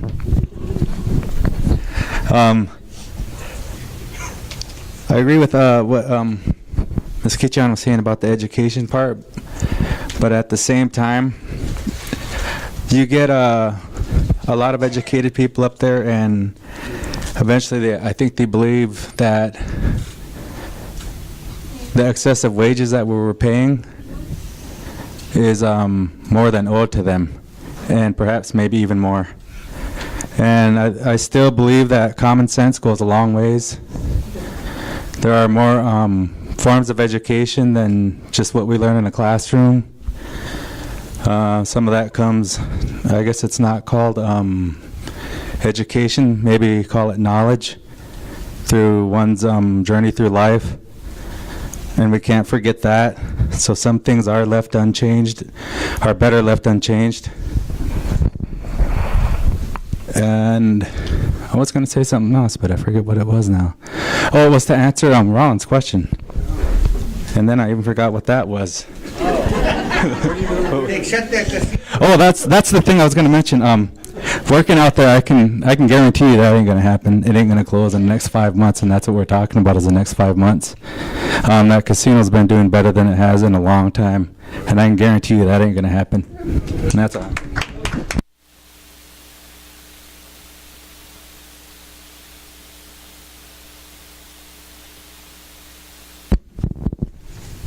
I have the utmost respect for anybody that attains a degree, whether it's a 2-year degree, 4-year degree, or a master's degree, or a PhD.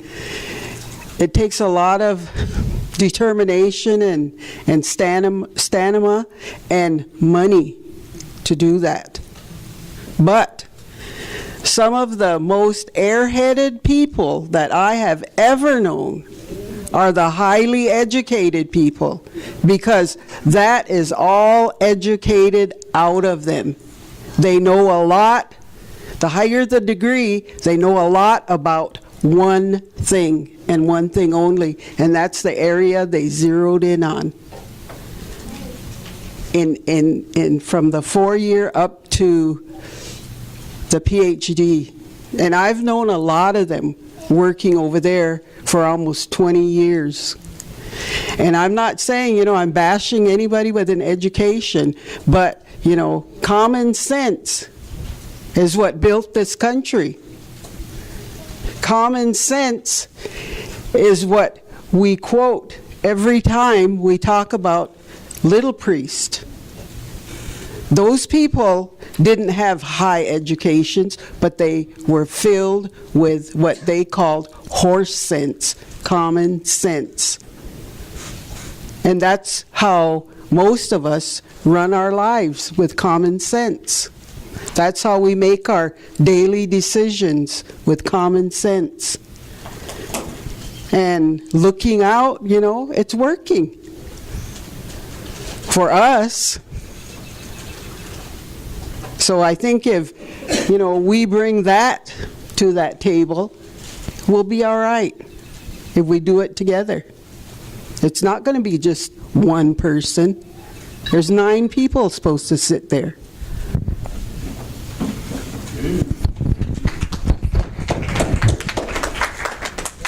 Now I lost my train of thought. All right. Yeah, I said we needed manufacturing, and don't we have a bunch of, lease property How come we don't use that? I mean, how come all these farmers are making all the money and then paying us, you know, a quarter or a dime or something like that for an acre? How come we don't, you know, take them off, say, get out of here. We're gonna use this and be farmers now. Raise pigs and chickens and stuff like that. And anyway, that's what I was gonna say. Manufacturing, we could build something, some kind of machine. When I got here, I worked at the casino for a while, and I was like, man, you need acts to come here. You need big entertainment. We still ain't where I think we should be, you know. Like, I don't know, I might have to ask my ex-wife Shania to come in here and play a few gigs. Anyway, anyway, man, that's what I'm saying. Some kind of manufacturing, building, farming, like that.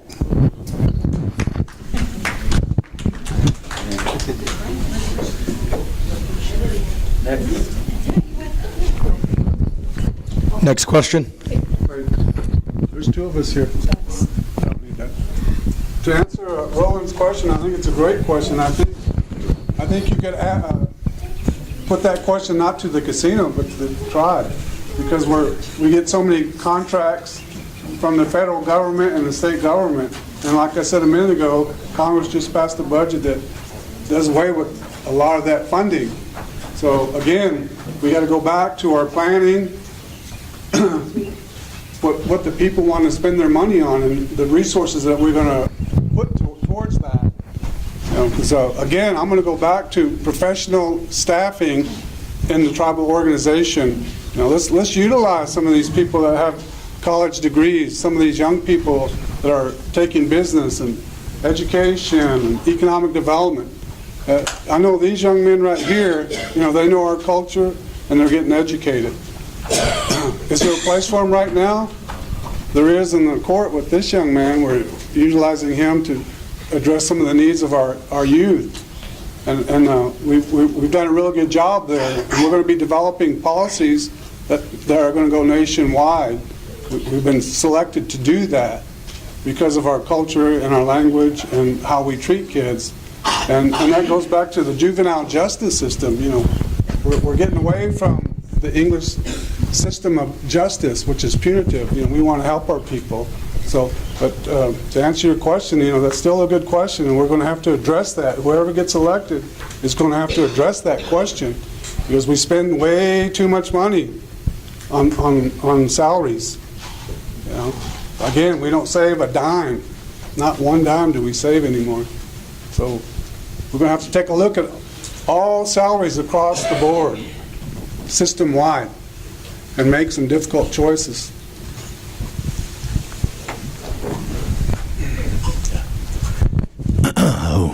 That's a good question. Multifaceted answer. It's many things. So here's some more ideas about. Think about the casino. We're thinking in a limited context that we're just going to have that building right there, right? We need to start thinking about investing, just like the Chinese and foreign countries coming in and investing in tribal casinos. We're in a position today, right now, where we should be investing with tribes that want to open casinos, maybe in California, maybe in some big markets that haven't opened one yet. We need to think outside the limitation of the Indian Gaming Regulatory Act. And we need to start thinking about international jurisdiction, online gaming. We need to think about those things to keep those sort of gaming dollars flowing into our nation coffers, okay? But let's operate from the idea that it doesn't exist. So now we're going back to the strategic plan, going back to that plan, because we need to start empowering you as an individual, setting things up now, the generations now.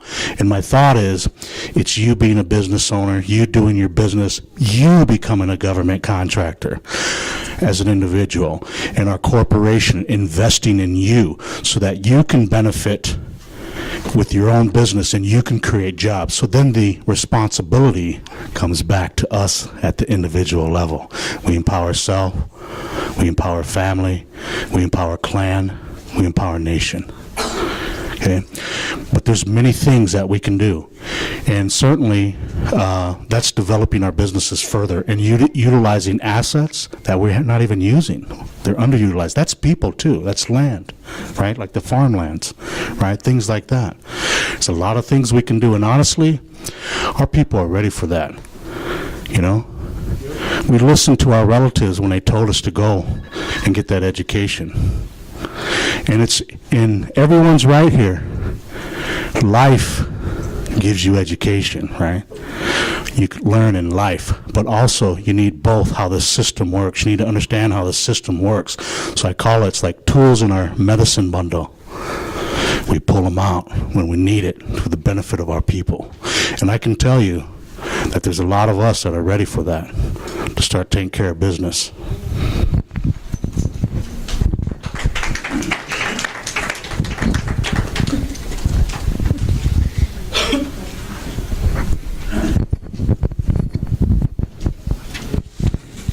Question for, and it's a simple yes or no question.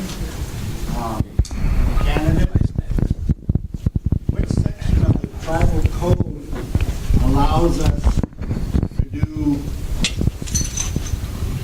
gaming?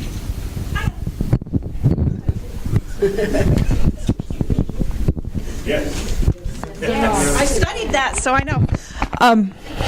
Keith's a good one for tough questions, so you gotta know your tribal code, know your tribal constitution, and all that other stuff, so I hope I'm gonna get an A tonight.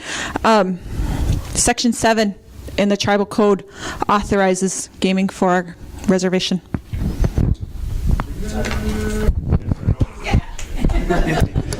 First of all, Dad, that's not a yes or no question.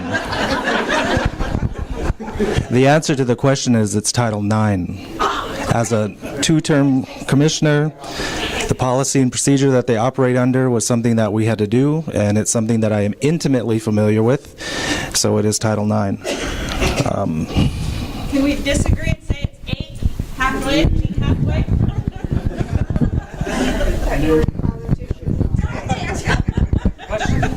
I would like to make.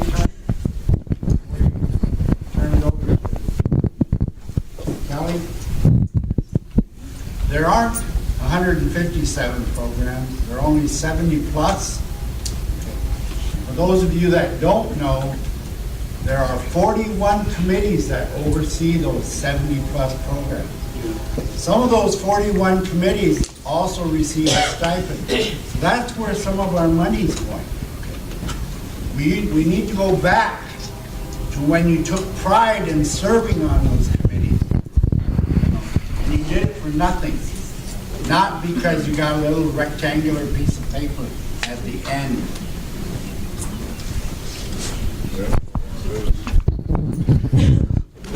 I was just looking around, and I'm a tribal employee, and I started as coming over from Winnevegas and working for the tribe.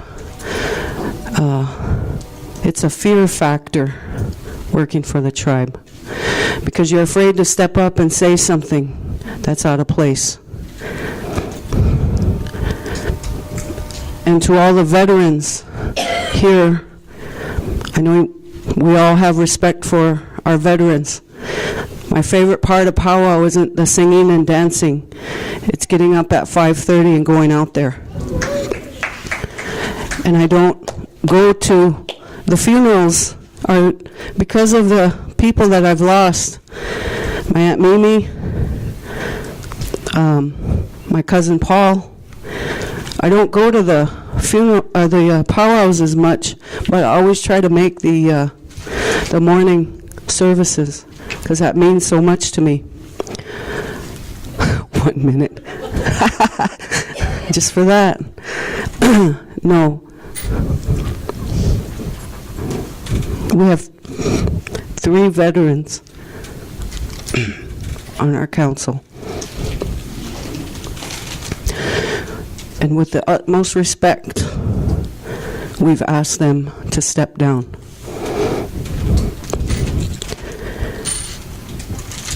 Can you do that? We voted them in. We respected them. We trusted them.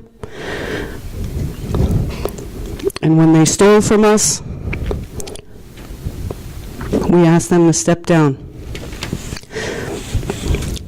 All that other stuff, our elders, everything is important. But can you do that? Highly respected, decorated, honorable men.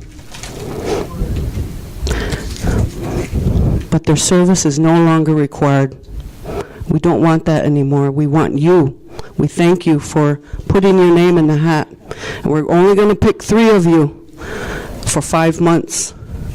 But look, 1, 2, 3, 4, 5, 6, 7, 8, 9, 10 of you.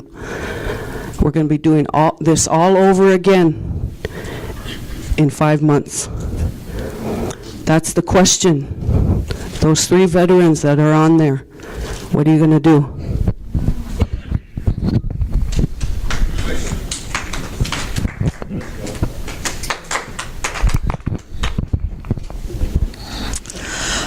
That very first day that we asked them to step down, it was really hard and everybody cried, and I'll probably cry again. But when we were done that day, Larry Pear called me up to the table. And since I was a sophomore in high school, he's called me his daughter. And I said, I feel real bad, Judge. And he said, daughter, he said, my girl, do what you gotta do. Do what you think is right. I still love you. And I'm gonna do what I think is right. Because that veteran told me to, because I was raised to do what's right, because this is my tribe and these are my people. That's what I'm gonna do. Thank you.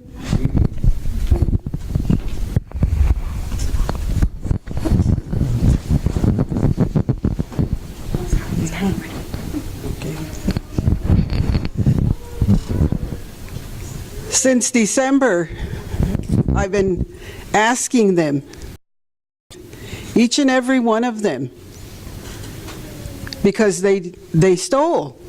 It's just plain as simple as that.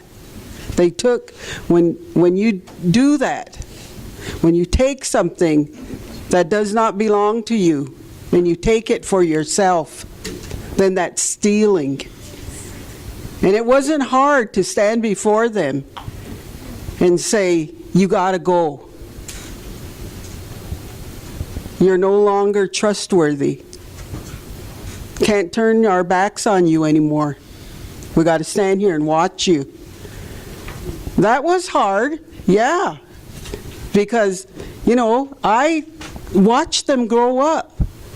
And that first time I got up and I talked to them, I made sure I went to Charlie, Louie, and Larry, because they were veterans. But I asked them, do you think your grandparents, your parents, would be proud of you for what you did? Do you think they would approve? I don't think so. I knew them. I knew them well.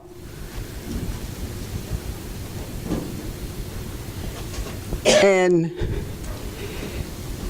I didn't cry any tears, and I won't now.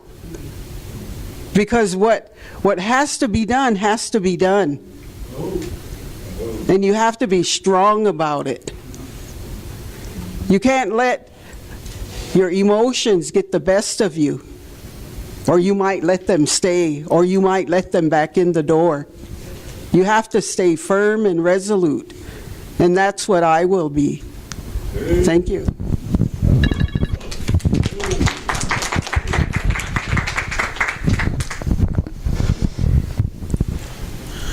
Being a veteran does not give you license to steal from the tribe.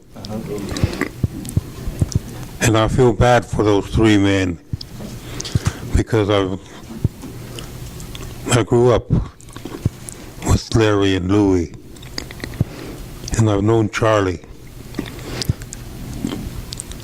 I've never had any bad words with them, any arguments. We tease the hell out of each other when we get a chance. But they committed deeds against the tribe. They have to deal with the reaction, and I would vote to remove them.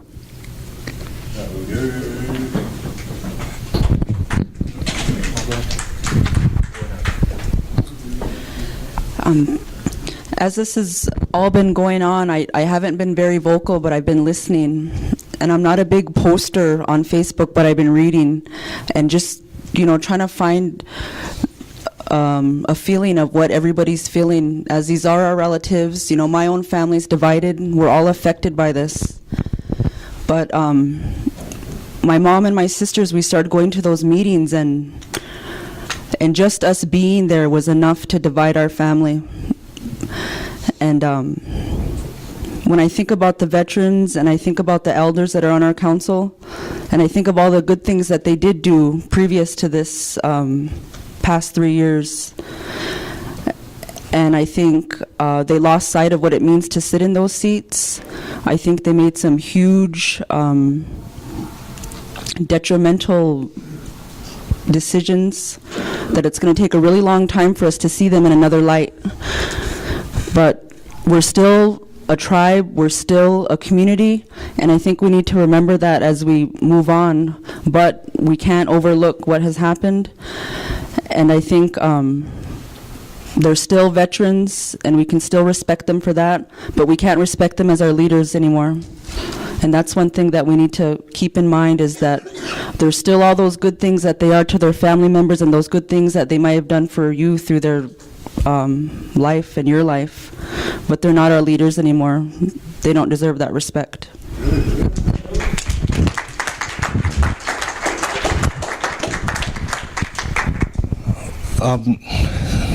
I certainly understand your sentiments in that, Kelly, because we all shared that. It almost sounds like we're saying it in the wrong way, but it was hard to deal with, and we all dealt with the individuals around that table in our own ways, not just the veterans themselves. I mean, for those of you that are aware, Larry feathered my daughter last powwow in the arena. Not 20 years ago or something, last year.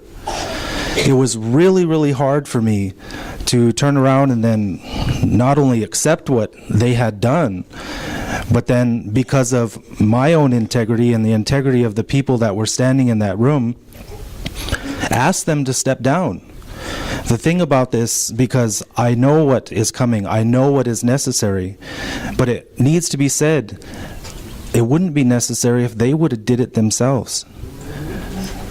Honorable people don't sit there and do this to their tribe. That has to be said and stated. The things that I want to add into that are, yes, I will vote to remove them. It goes without saying as far as I'm concerned. But there's a few other things that I wanted to add into this. Day one, besides the motion to reduce or eliminate the salary, I will move to revise the Tribal Council's meeting schedule to where the first meeting of the month is held during the day and the mid-month meeting is scheduled to start at 6 p.m. I will also move to repeal the Winnebago Tribe of Nebraska's communication policy, which currently threatens tribal employees for speaking their mind, because freedom of speech is not something that I take lightly. I don't care if even it's said about me. I'm never going to tell somebody that they can't say it. So those are just a few things, and when we get into other questions, there will be more. But to answer yours, absolutely.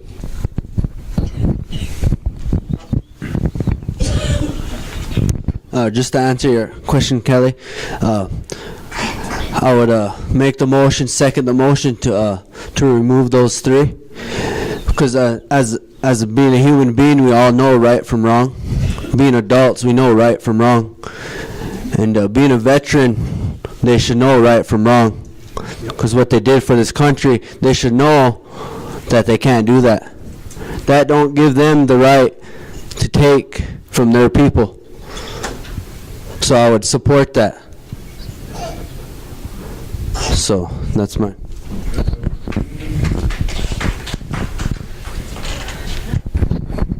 Again, real simple to answer. I mean, there's right and wrong, and what they did was wrong, so that's why we're all here. I guess we all agree that they need to go.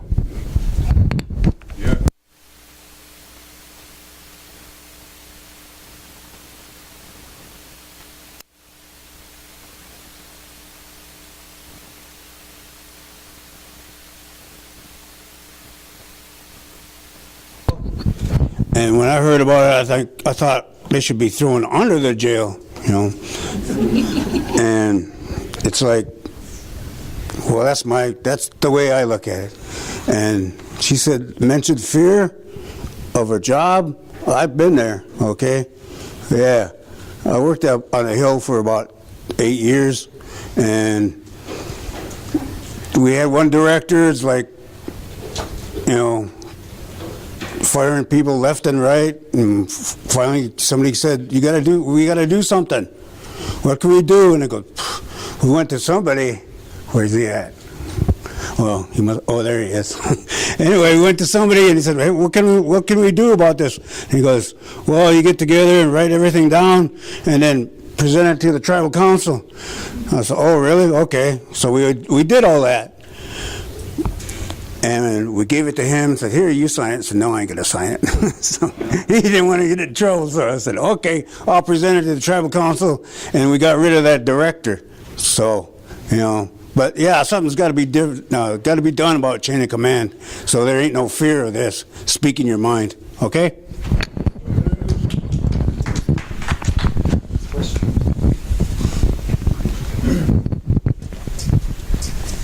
Absolutely, I would vote to.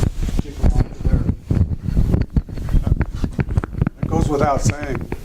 And I've been visiting with Vince and Darla about this since day one, well, since before she even got elected, and Vince as well.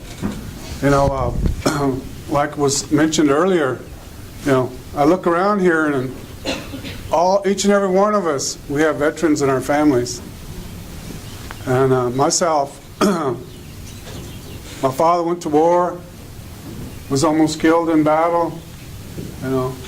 And I always think about how he taught us how to be in our jobs and what we do in everyday life. And he would never condone what they did. Never. To steal from our own people. I don't know if it's stealing until they get charged, but that's essentially what it is. And myself, you know, I think they use the Constitution when they want to. Now they're using it to protect themselves because of that vote stuff. You know, we saw what happened earlier. They only use the Constitution when it benefits them. So we've got to, again, we got to go to reform that Constitution so this doesn't happen again. Change our policies. You know. They've been bullying a lot of employees, not only here on this side of the river, but the other side of the river. We've all heard it, we've all seen it, we've all experienced it through one of our relatives. So, again, I keep harping back to reform the Constitution. We've got to, you know, we've got to. So that's my simple answer, yeah. Kick them out of there, but they're not going to vote themselves out.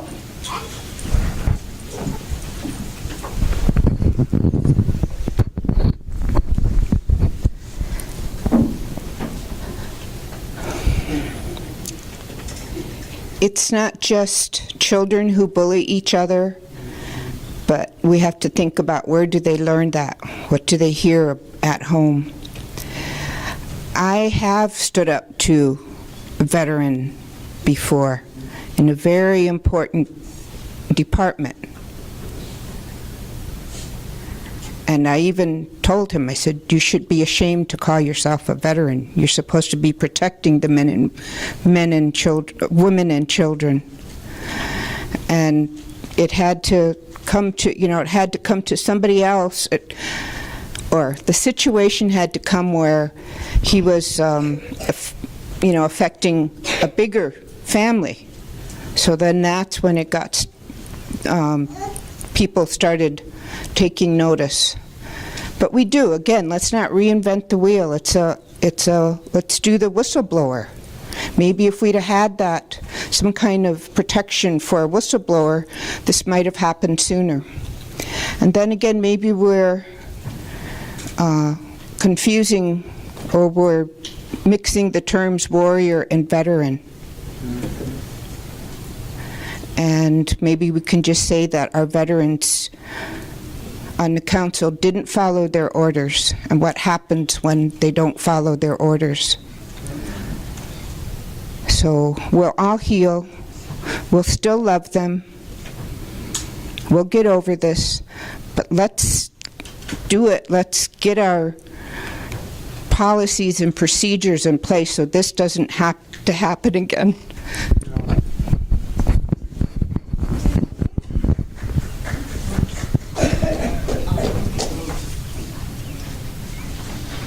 Open it up to another question.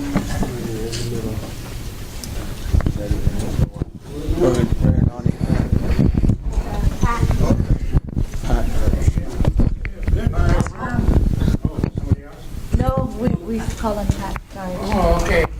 There was no blood in my arm here.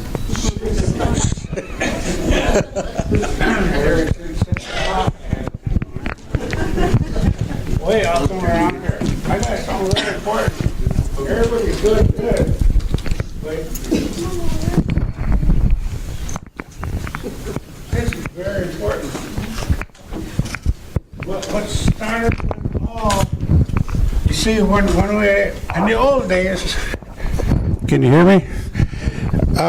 In the old days, we had chiefs, and everybody followed them, When they did good, if they didn't, they left them. Anyway, that there is from the chiefs. They ruled everything. That was from the old days. But when it got modern days, we got money and stuff. It has to change. But it didn't. We got a constitution, but that constitution says the council rules everything. All branches of our government. All of them are under our council. They're the boss.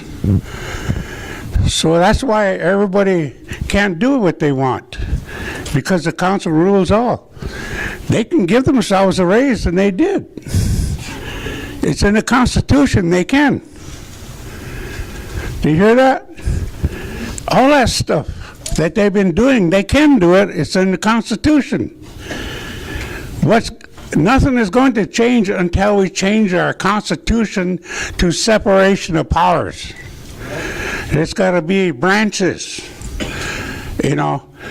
like the rest of the country does, like our Ho-Chunk relatives. They got a separation of powers, and then they got a general counsel. They can override other stuff, something they don't like, And then it's got to be a separation of business. That should be a branch. That way the council, what they did, they went over and took money and stuff. They can do what they want. You see if they did it. It's in our Constitution. Nothing is going to change until we change our Constitution to separation of powers. We got a lot of good ideas about let's work things out, let's do it right and all that. Well, let's change our Constitution first, because it ain't going to change to the better until we do. Please listen to me. Since 1987, I've been trying to say something. 2 more years, it'll be 30 years. I'm glad somebody's listening. Finally, please, think about what I'm saying. You have a question. What was your question? What's your question? The question is, all the people who listen, that question is to all of the guys who are candidates. What do you think about this idea, what I'm saying? I already answered it.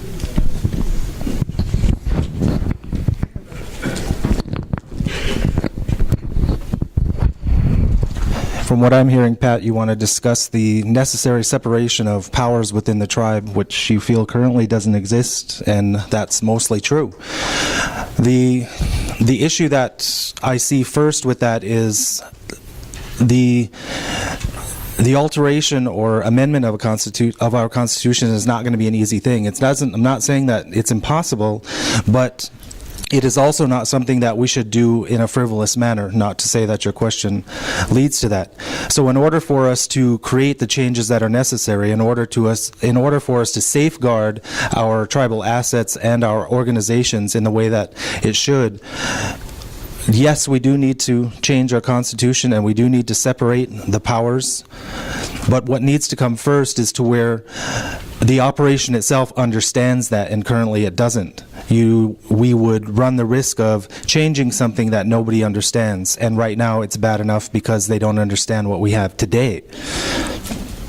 The problem that creates is change then becomes difficult, and it becomes even more, I guess, difficult for the people to absorb. How we get to that? It's not as simple as saying, okay, A, B, and C. First, we have to decide how we want it separated, and then in what ways.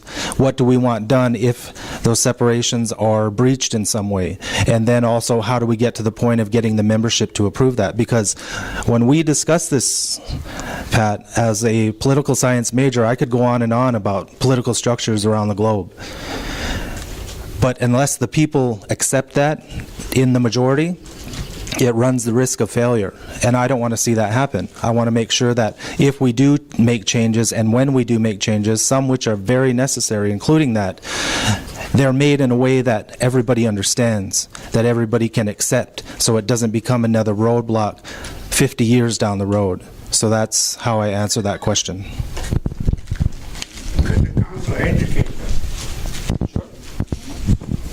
I learned this in the 8th grade. Me too.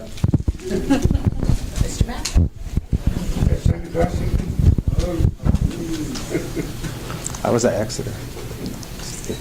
The present Constitution first came into effect with the Indian Reorganization Act, and it put a government structure for the tribe to operate.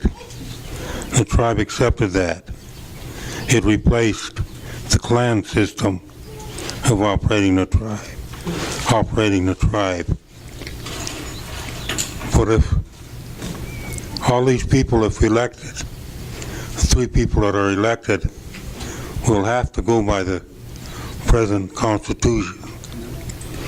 And if needs be, they can put together the mechanism for changes. But the big problem is that they're not following the present Constitution. Yep.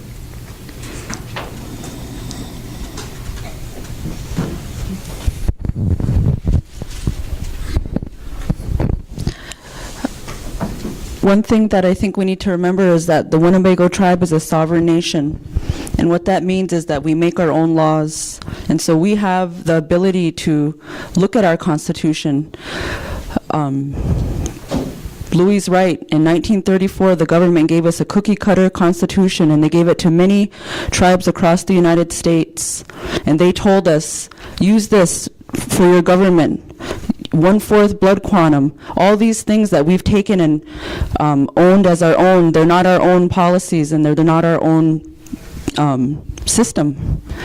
But we've taken them as our own, and we've used them against our people. So we need to revisit that and remember that we're a sovereign nation and own that Constitution. I heard discussion of a Constitutional Review Committee, and there's a lot of people in Winnebago that want to be a part of that. So in talks of strategic planning and thinking of the direction that our community is going, we need to think about that committee and really take it seriously, because we've seen right now some of the shortcomings with our current cookie-cutter Constitution. So that's one thing that I think that I would want to look into and fix it. Nobody said we had to leave it the way it is.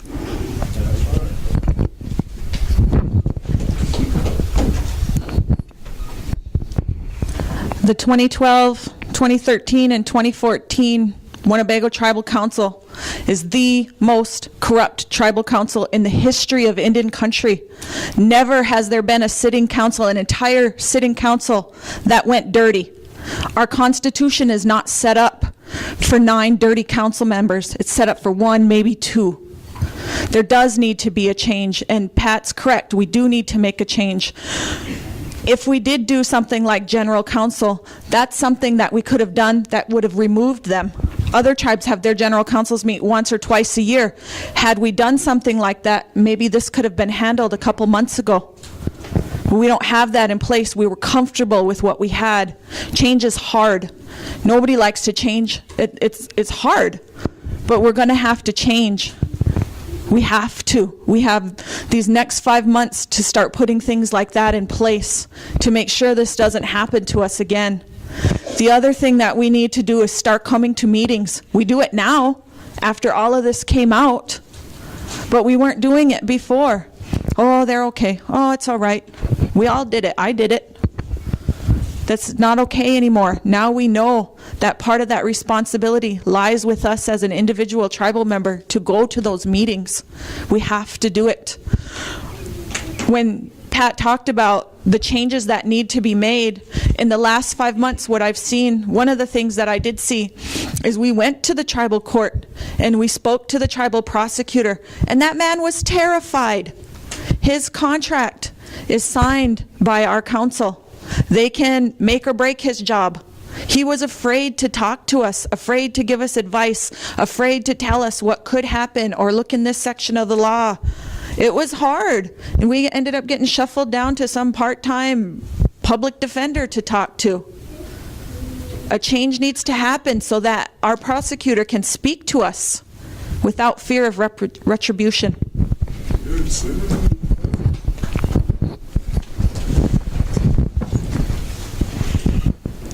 It's not so much that the Constitution was broken, it's that the council was broken, that saw ways that they could manipulate that Constitution to their benefit, and they have. They've had, like, how long has John been on there? 30 years. 30, almost 30 years. And Ramona Kay, you know, and the others too. There's some that have been on there for, you know, a while, almost 10 years. They've had a long time to build these amendments and changes like a brick wall around them, separating further them from us, tribal members, so that we can't hold them accountable for their actions. There's a paper that they use and they pull out a lot that was written by a lawyer. And that's the supreme document to them. There's like, what, 10 items on it? And they pull it out every time we want to hold them accountable. And they go and use it against us. And they won't let that power go, because then they'll have to be accountable for what they've done.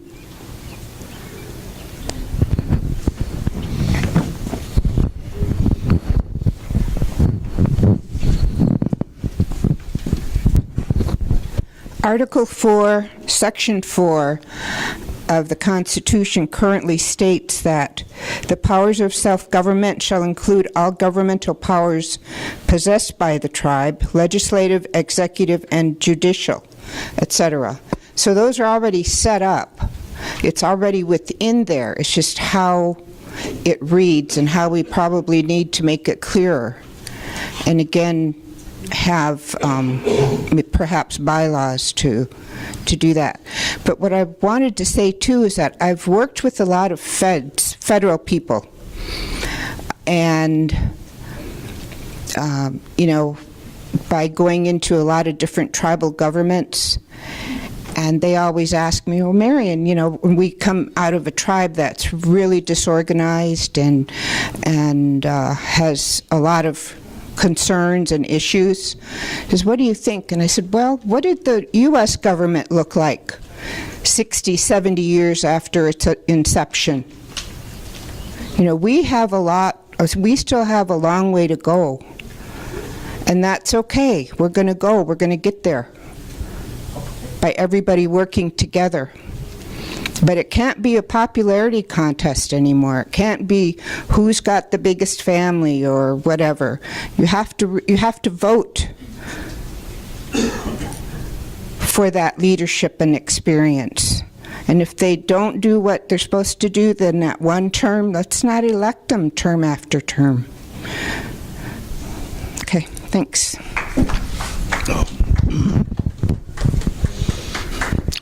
I think the strategic plan and the constitutional reform, and that's definitely a long-term thing. I just want to share a story. I want to go back to Kelly's question. Just made me think about a couple stories that I heard. One was from a pretty wise woman. She's a clan mother, Onondaga Nation, Firekeepers, the oldest Supreme Court on this great Turtle Island. And she told me, she said, you know, our leaders, they don't need to stand above you. They don't need to stand behind you, in front of you, beneath you. They need to stand side by side, shoulder to shoulder. Good wisdom, right? And it made me think about sitting in one of our ceremonies, our Ho-Chunk ceremonies, and the elder a veteran talking about one of the reasons why we go and ask the veteran to speak when we're putting our people, putting them down in the ground, and because those combat veterans, they're in both worlds, and they have some insight and knowledge. And around the country,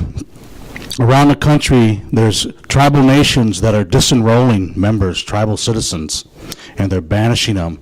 And I want to make it perfectly clear that we are the Ho-Chungra, Wajani Wina, Wakanchankwi. We are the sacred relatives of the parent speech.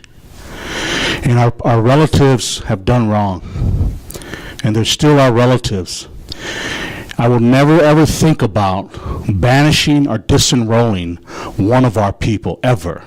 That will never happen as long as I'm alive. Because the United States government has worked hard to destroy our communities. And we certainly aren't going to step up and start doing it for them. So we internally, as a people, can hold each other accountable.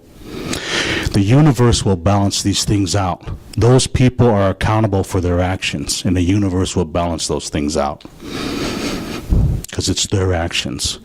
But as a people, we have to keep moving on and deal with those issues because the sun's going to come up tomorrow, and it's going to set, and that doesn't change.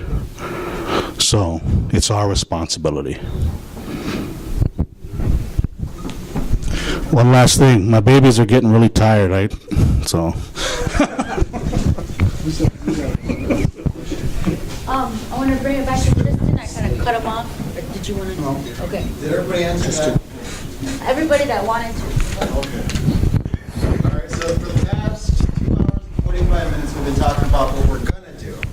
I'd like to know what you have done. I'd like to know, in your own words, tell us why you believe that you should be on the tribal council, including but not limited to your education and or work experience. This is a question for all of you.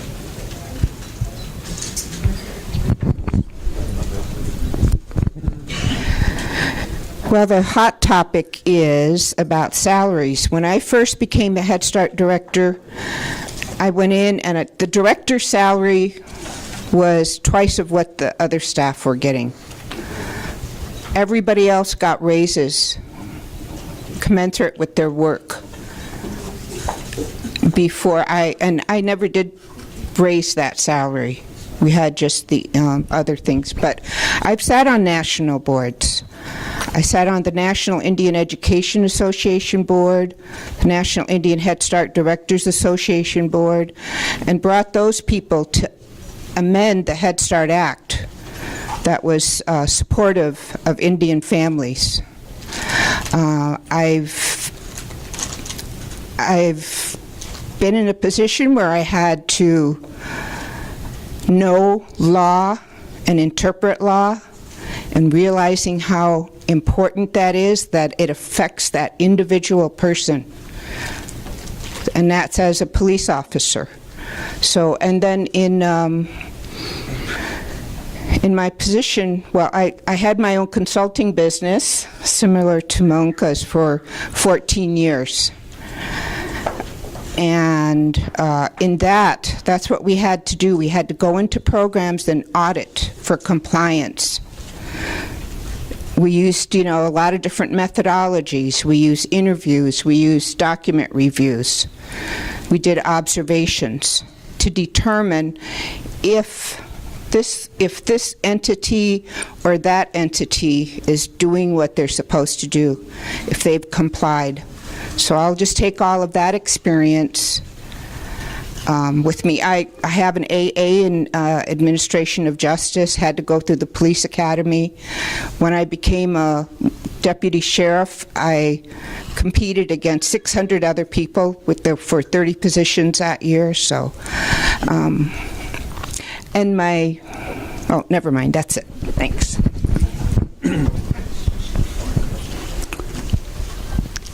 First of all, I graduated from University of North Texas in 1981.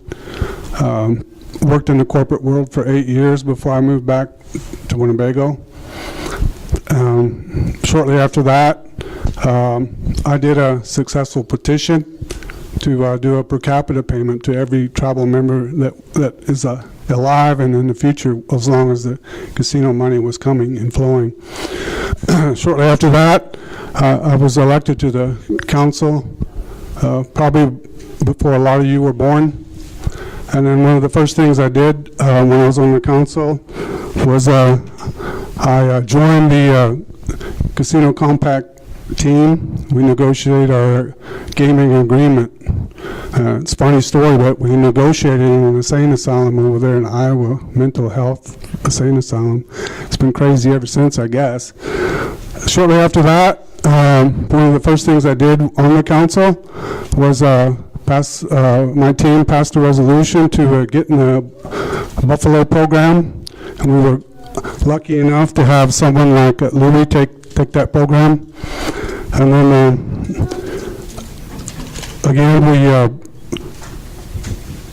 did a lot of things. I was on a team that developed our tax code. I was on a team that developed HCCDC. Hired this intelligent young man over here that's running for council. That's the Gaming Development Corporation. Let's see.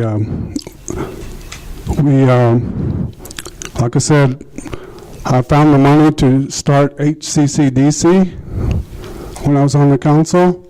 I left the council. I went to work for Governor Joe Herons. I served as a Tribal Nation Liaison Officer for 6 years. And I got a lot more, but my time's up.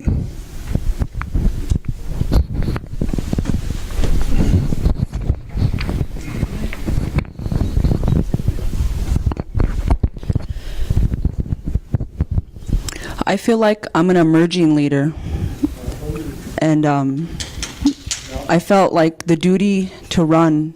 I felt like the will to serve, and I seen what my tribe was going through, and I felt like I could make a contribution. I've got a Bachelor's of Science in Business Administration with an emphasis in tribal management, and I think we've got a new wave of leadership coming up, and that new wave of leadership understands the tribal history, the historical relationship between Indian nations and the federal government. They need to understand that federal policy. So I don't claim to know it all. I'm still learning. But I am committed to the success of our tribe, and it's this next generation that needs to step up right now and start paying attention to what's going on. Because if our leadership is not moving in the right direction, we're the ones that are going to inherit those problems, those issues, and those obstacles. So we need to get involved at this point and start making our mark and what we're going to do to take it to the next level.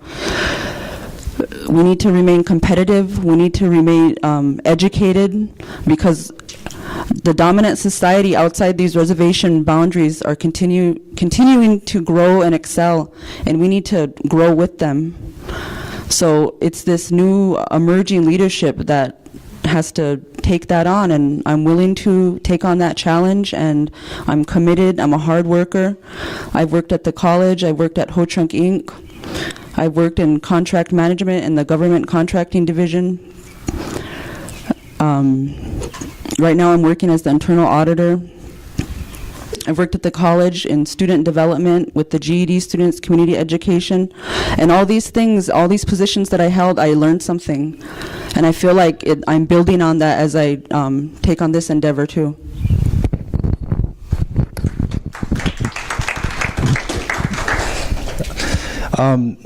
There's 2 minutes, wow. Currently, I'm the CEO of the Winnebago Gaming Development Corporation. We started the 2 Class 2 properties here in Nebraska, Native Star from scratch. I've served 2 terms as the member of the Winnebago Gaming Commission, serving as its vice chairman in the last term, I believe. I've also sat on the Winnebago Tribal Council from 2008 to 2011, serving as the treasurer and then as the vice chairman. In that term and in those 3 years, we did quite a bit of work. We established the tribe's 401k because there was no retirement plan. We eliminated the tribe's overall debt, which was in excess of $7 million the day I walked in the door. It was zero the day I walked out. We also established the process which eventually gave us the hotel to increase the overall revenue at the casino. I was integral in that, working very, very closely with everybody that established that. And we've also done quite a bit of work in other areas. I served as a member of the Board of Trustees for Little Priest Tribal College.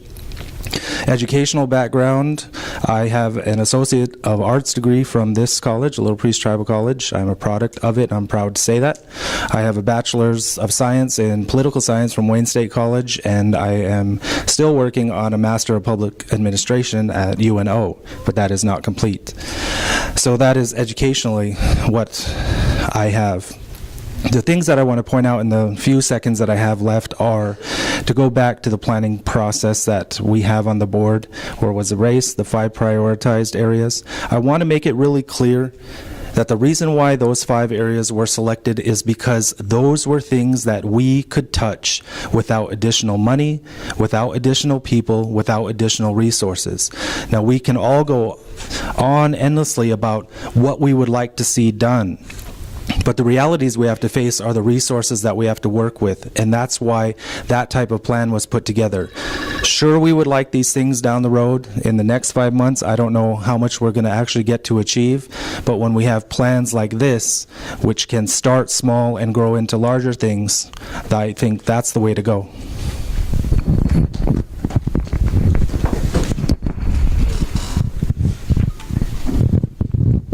Got it?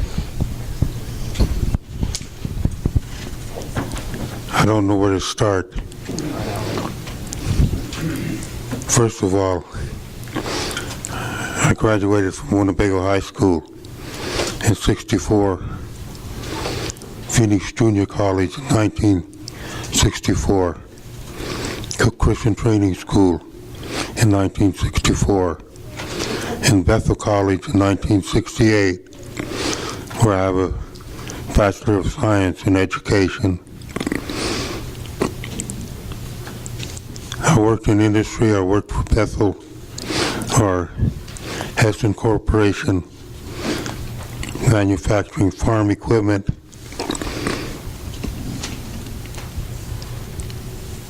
My scholarship was concrete.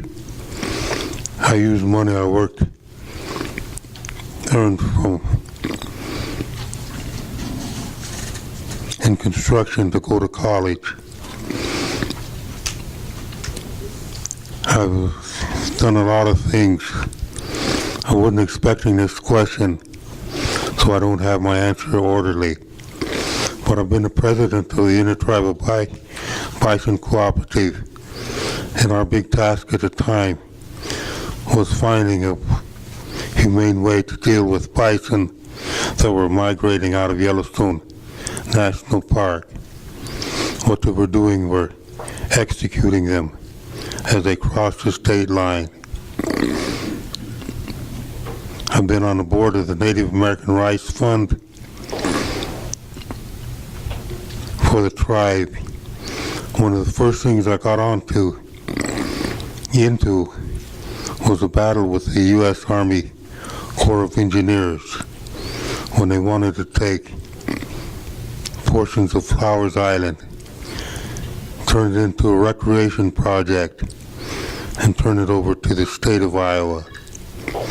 The tribe stood up. We had a hell of a time finding attorneys or anyone to help us. But the short story is, my time is up.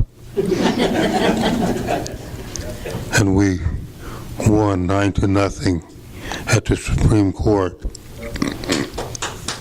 It's unfair giving me 2 minutes. But I hope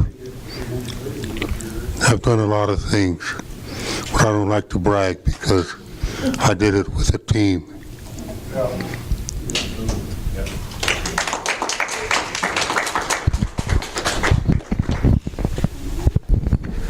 Well, this won't take me 2 minutes compared to some of these guys. I graduated with Keely and Brian. I remember class of 90. Jeez, don't tell everyone that. But time really flies fast, and I'm glad to know Brian and Keely all these years and to see the things that they've accomplished in their lives as far as education and everything goes. And an honor to sit with Louis and listen to the stories that he's told us. And thinking of Mr. Rogers' question, what have I done? Well, it's nothing like that, I can assure you, or Mr. Saints here. But what I've done in my lifetime is relatively simple. I've worked all my life, and I've been in this community since 1980, I believe, and my travels and my education came through an entirely different thing. I'm a simple man. Most of my education was found a hard way. I lived a life that took me to places that I wish I had never been. I've battled with addictions. I've been to jail. I've probably spent 5 years of my life in incarceration. I've been to prisons. I've seen things in there that I don't ever want to see again. And I hope that none of the children that we talk about tonight will ever have to see. But like I said, I'm a simple man, and one of the reasons that brought me to this point is that I know there are a lot of other people out there that have battled with the same things that I have, the same demons, and that's just one of the reasons that I wanted to get up and try and help them. We're all worried about jobs and maintaining our jobs, and I'm glad to have one, but I also wanted to have the opportunity to perhaps help other people get a job. Thanks.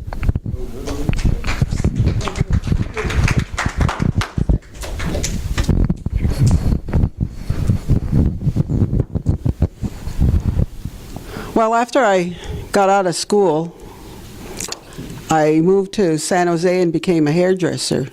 So I started my working career as a hairdresser. And I didn't really care for that. And so I came back home to kind of get my feet under me and find out what I wanted to do. And I kind of went back to that. I kept going back to that for a while until I got married, and then I came to work up here to the Satellite Community College, as it was then known. And started attending classes, but it was kind of real serendipity because that wasn't my goal. You know, I just wanted to work and help to maintain my home and my daughter, provide a home and, you know, a secure home for her. And then John Vandal came to work, and he would say, we need one more body to make the class go. You know, this alcohol program needs it, or these criminal law needs it. You know, the students in studying that, or, you know, any other political science class or history class. So there I'd go, be sitting in there. If you see my transcript, it's got a lot of real crazy courses on it. But I did really well in all of them, which kind of surprised me at first, although I was a good student in high school. And I really enjoyed that. But my main goal was to work. And so then I retired. I was up there for a long time, got a little burned out, so I retired, or a lot burned out, and retired. And then afterwards, I wished I would have continued on for me, but I didn't. And so it's still on my bucket list. I mean, you know, who says you got to stop? And it's something I would like to do. But my life's just been about work and home. That's what I've done.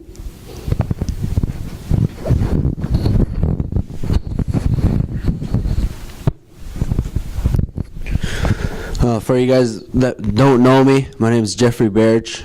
My mother's Sarah Snake / LaPointe, and I come from the Snake Clan family. And I've been taught that the Snake Clan serves these people. They're a servant to these people.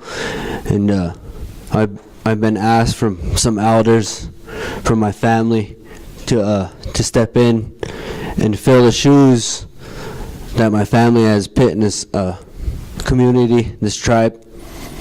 And I know I'm young. I'm 27. I graduated from the Winnebago Public School 2006. From there, I went on to Haskell Indian Nations University.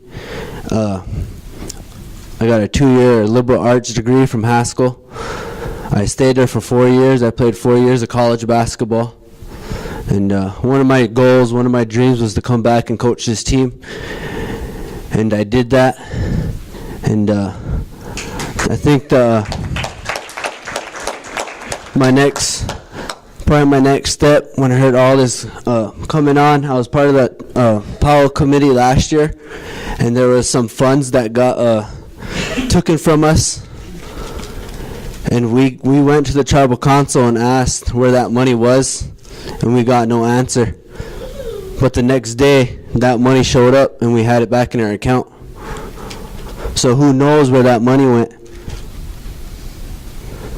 But I know I'm young, but I'm willing to do everything that I can do to help this community and this tribe.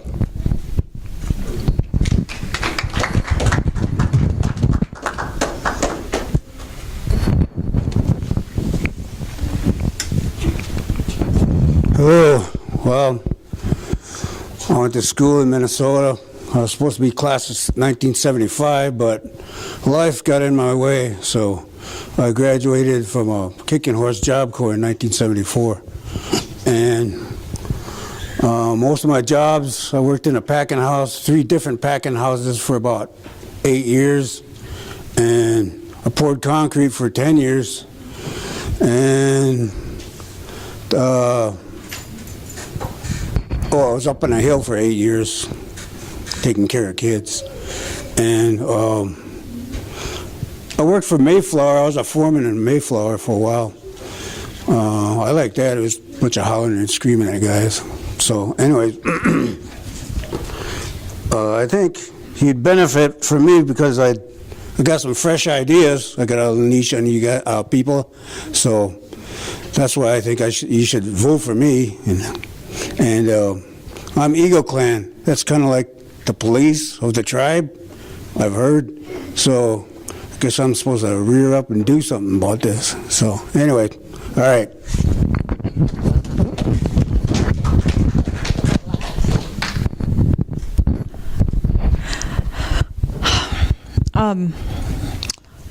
Well, I graduated in 1990, and from Winnebago Public School, I always laugh and say, oh, I was third in my class, but there were 17 of us in the class, so it kind of doesn't count.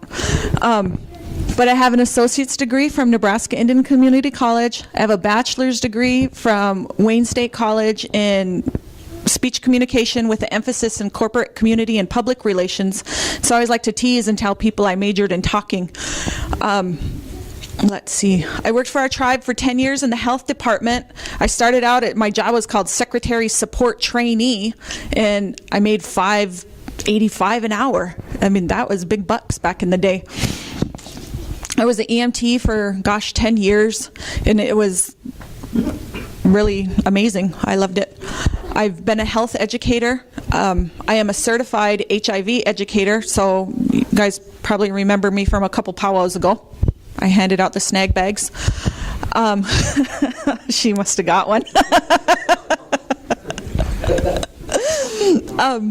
I have interned in Washington, D.C. I was the first Native American intern for Congressman Doug B. Ryder, and the only Democrat to intern for him.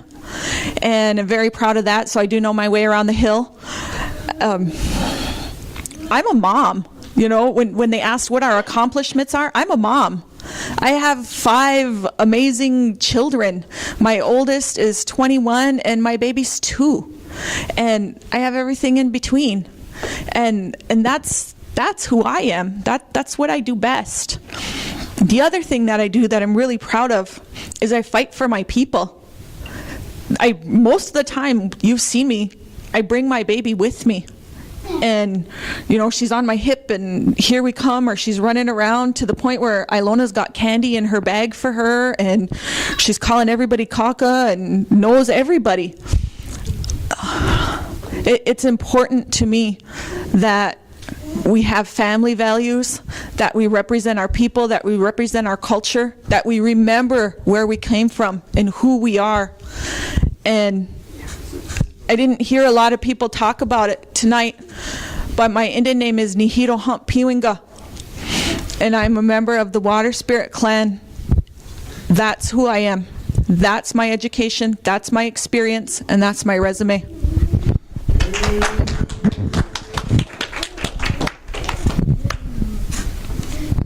More questions, but I wanted to ask you guys, the candidates, if you're willing to take more questions, or it's late, we already went over an hour over the time, but it's kind of weird that there are some questions. Midnight. I wrote yes. Yeah.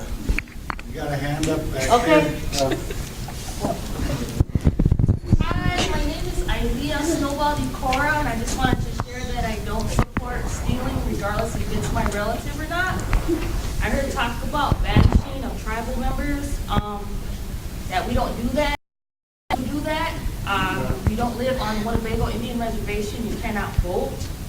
I would like to express that the rules and regulations that are made by the tribal council do affect members on the reservation and off the reservation.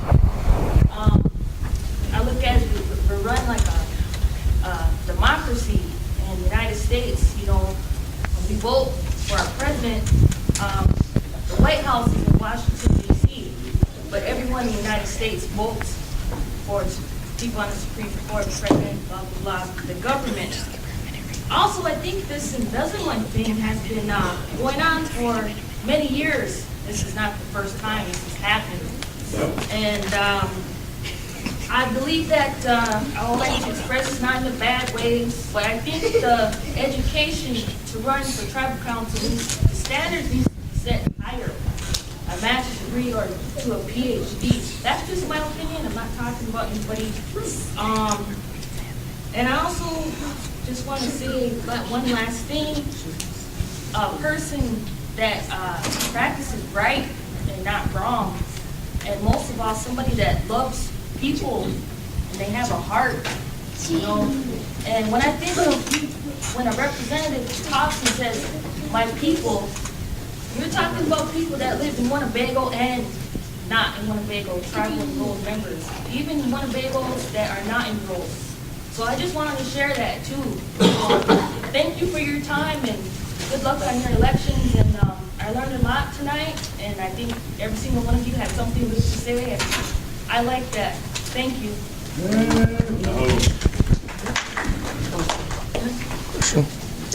I don't need the microphone. The question that I wanted to ask, and through this whole process beginning in December, one of the things that I seen our tribal council do was that they always refer back to, we gotta ask legal. We gotta ask our attorney general. And it really bothered me that we elected 9 people to make decisions for us. And they weren't doing it. They kept going back. And then one of the things that bothered me is that, and then if it didn't work out in their favor, then they blamed our attorney general. For me, I want our tribal council members to take that table back. I want somebody on there who can make a decision and not have to say, well, I gotta talk to legal. You know, we don't need a council, we're gonna go to legal. So my question is, do you have enough experience and education and background to make your own decisions? Or is that what you're gonna do? Or are you just gonna say, I need to ask, you know, our council?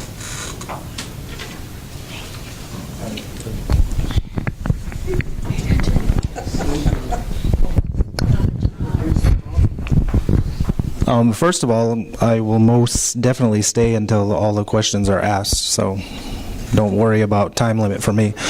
To answer that question specifically, the reason why I believe it was that way is because that's what those individual council members wanted. In my term as treasurer and vice chairman, we hardly asked any questions. We made every decision on our own. We didn't necessarily shun our attorney general, and we certainly didn't ignore anything that was brought forward, but decisions that were made by those of us at the table. Every decision I made, I stand by, and it's not, I can't ever think of any individual circumstance where we ever said, okay, let's wait and see what she says, or he says, depending on who it was at the time. So my overall experience is I understand how the depths of what we deal with across the board have a lot of legal influence at times, and there is a certain necessity for making sure that what we do as a tribe, and I'm talking in general now, has legal protections or a legal basis when that's appropriate. But in this instance specifically, I would never ever rely on any tribal attorney or any person in that position to make a decision to me, especially when it was protecting myself from the people. Because that's the way that I look at that as being done. Everybody has to remember that the Attorney General is an employee of the tribe and therefore works for the people around that table in representation of the tribal membership at large.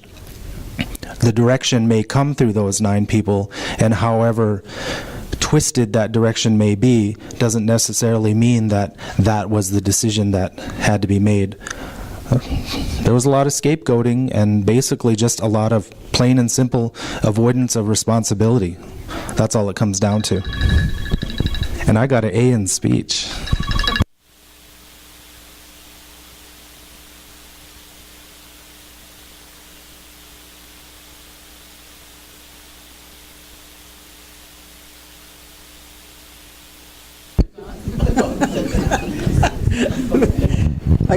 I got too wrapped up in their answers.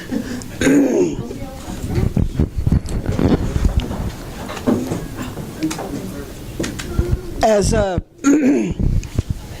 a working woman, I had to make decisions. In the positions that I held, like when I was a hairdresser, I was the shop manager, and that entailed hiring and firing of employees, and just the day-to-day running of the shop. And then when I worked at the college, then I was the office manager, admin secretary, and then I was the registrar financial aid officer. And all of those required me to make good, sound decisions and choices. And I did all of that. My employment record shows that.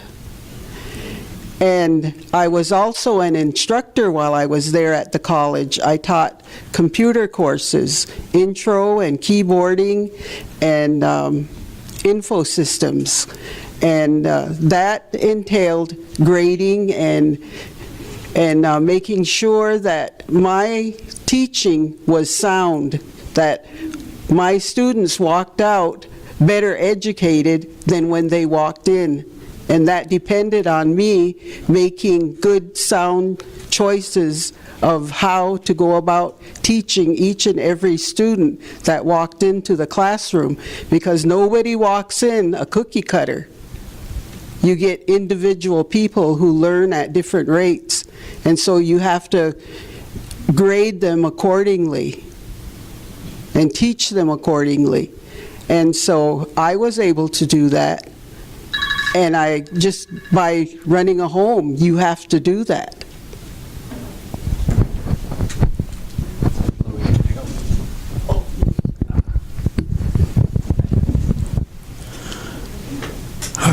I've never served on a council that did that. The men and women I worked with as tribal council, we made our own decisions. And we never asked, because we kind of didn't have a tribal attorney. We had attorneys working on specific programs, but not a tribal attorney. And one thing about attorneys is that they're paid to argue. They'll argue for you, or they'll argue against you. And so the tribal attorney, in order to save their job, will probably say what the council once said. And it's unfair, but that's the way it works. So although I trust attorneys, there are times I'd ask for their legal opinion, but I would make the decision in the end. Yes. But I think doing that is just the action of cowards. They're being cowardly.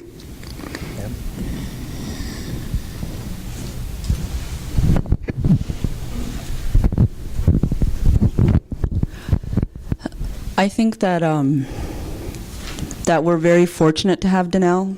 She's a Winnebago tribal member, and I put my confidence in her.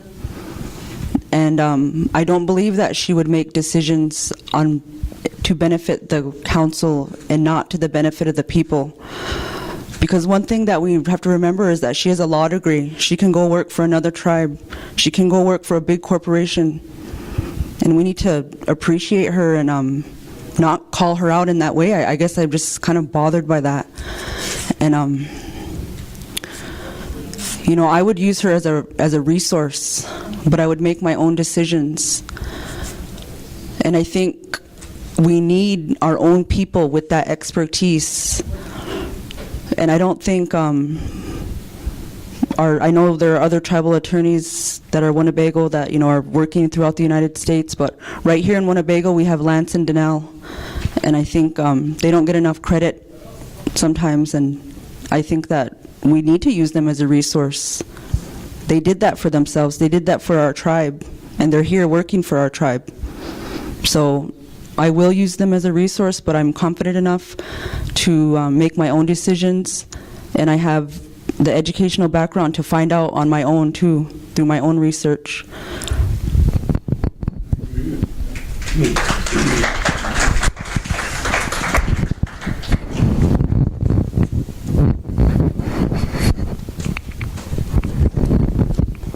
Yes, right or wrong, I'd make the decision for you right then and there. Somebody came up and said, what about this? Can you help me with this? And I go, yeah.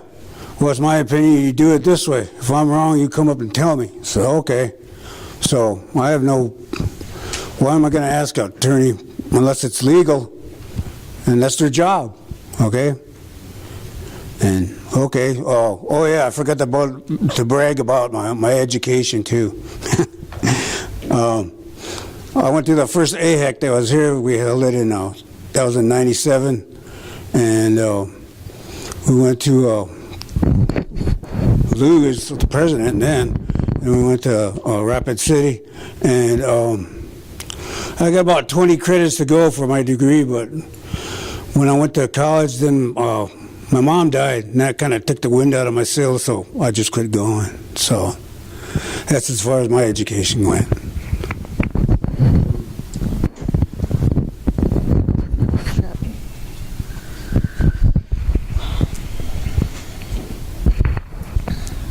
It's the job of the tribal council to make their own decision. And yes, it's good to use legal counsel when it's needed, but when you go in front of the council and you ask a simple question and you say, this hearing that you held for Louis Houghton wasn't legal because you didn't call the meeting to order, you didn't go into executive session, and you didn't do X, Y, and Z. Everybody knows that that is true. But what our council did is, we're going to refer it to legal. We asked that question, the day after. We wrote the letter the night of the hearing. And to date, legal has not responded. Today I spoke with Vince Bass and I asked him about that. I said, where is that? I said, you told us we were going to have it on Monday. This was 3 weeks ago. He said, I don't know. I asked her for it. Boy, she still hasn't done it. And she told me she was going to give it to me on Thursday. In the meantime, everybody knows that it was an illegal hearing and he shouldn't be sitting there. But like Louis said, cowards. They're hiding behind her. And for whatever reason, that opinion still isn't there. And it was a simple decision to make, but when you have thieves and liars leading, sitting at that table, they're going to hide behind her. She may be being used, she may be in cahoots, I don't know. But I know that I will make my own decision. I will. And it will be the decision that is in the best interest of the people. If in the last 5 months you've learned anything about me, I might have said, let's do it this way, let's do it this way. But the group says, no, we're going to do it this way, because we always consult with the elders. We do it that way, and guess what? It works. Every time. Every single time. And so you don't always have to consult with an attorney. You don't. When I was president of the Native American Parent Association in Rapid City, we had a huge divide between the parent committee and the administration at Rapid City area schools. We made it work. They gave us an attorney and we're like, no, we're going to do our own research. And we did it all, and we did it legally. And I don't even remember the guy's name because we never consulted with him. We did it ourselves, and we did it right. And we ended up changing regulations at the school. We can do those things here. We don't need to always go to the attorney, and that's running up our bills again.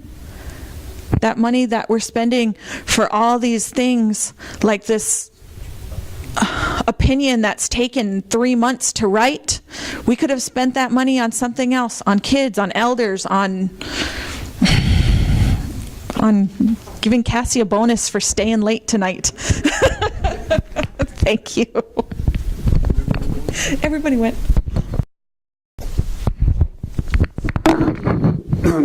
I think that's an excellent question. And through my education and the corporate job that I had, we were required to educate ourselves in legal issues. And I worked for an international corporation after I graduated from the university. So when I came home to Winnebago, and it was invited to teach here at the college, by the way, that's what brought me back to Winnebago, issues that concerned our tribe.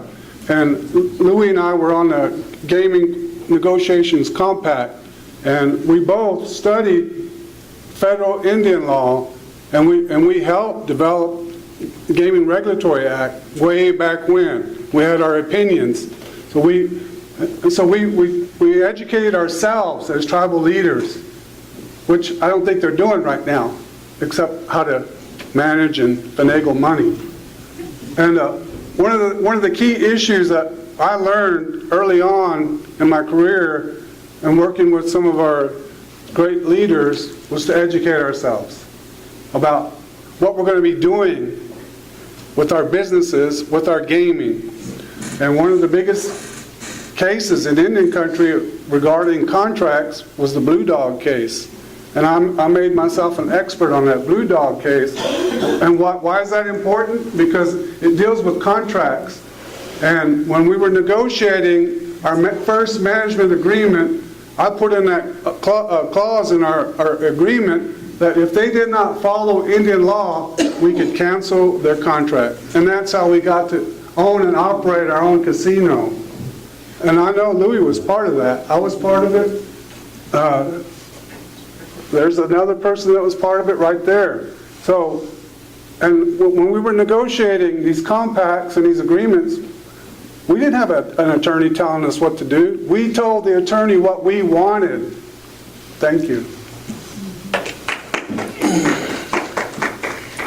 And I want to follow just in the same vein of what Terry was talking about.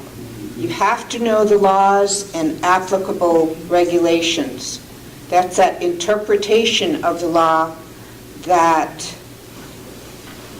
can sometimes be difficult. You know, they have some legalese, you know, is it a must or a shall? That could make a big difference too. So you have to be able, you know, when these questions come to you, you have to be able to have this in your head, all the laws and regulations, so that you can say, well, okay, we can do it here, but over here there's something that restricts us from doing it. So you have to be programmed with all those regulations to make those decisions. And apparently, you know, the council members who were asked didn't have that knowledge, so they did have to refer back. Mm-hmm. And I've only used a minute. Oh. I'll take up that minute. And I can't give it away. Any other questions? I have a question. Okay, without our Ho-Chunk language, we will stand to lose our culture traditions. And I say that because Jeff talked about that earlier. And so with that being said, I believe our fluent speakers should be given a salary that is equivalent to what in a white man's education at a doctorate level. Mm-hmm. That's what I think that our Ho-Chunk fluent speakers should be getting as a salary equal to what a doctor gets in the white man's world education. Right now, you know, our Dene relatives, they require their language, their people who sit on the tribal council, one of their requirements is to be a fluent speaker of their language. My question is, are you willing to make changes that require speaking Ho-Chunk language, a part of the constitutional amendment, to sit on the tribal council? We talk about education. This is something that's more important than that education because it's our culture and it's our tradition that we stand to lose. So what are your feelings about that to put into that amendment? I think it's something that could probably be done in incremental, but I agree with you because, you know, there's so much that can't be interpreted. But I also wanted to let everyone know the importance I hold on that language. When I was a Head Start director and I went into the program, they were singing 1 little, 2 little, 3 little Indians, you know, and they were counting to 5. And I said, well, wait a minute, we have to do more than this. And this was in 1987. So we started looking, and, you know, Del Free had put a calendar together, and Annabess had got some things together, Geneva Ewing. So, we looked at all those things, and Roseanne Harden was a factor. She was a really good proponent for doing that. And, I just mentioned to the staff, let's do this, and they took it and ran, to where the kids were learning words, but then we realized they were just learning words. They weren't learning to speak. And then we found that parents were coming and asking us, what are they saying? So at the time, Terry Medina, Randy Decora, Daphne Evans were on my policy council, and I said, you know what, you guys need to run for school board, and let's get that into school, because whatever they're learning at Head Start, it's being lost. So they did, and then before long we had this pre-K through college language and culture curriculum. And I'm not fluent, but that's what I was going to say the other time when I stopped, because nobody else had mentioned it, and then Keely mentioned her Indian name. And that's my Indian name is Hochungarawinga.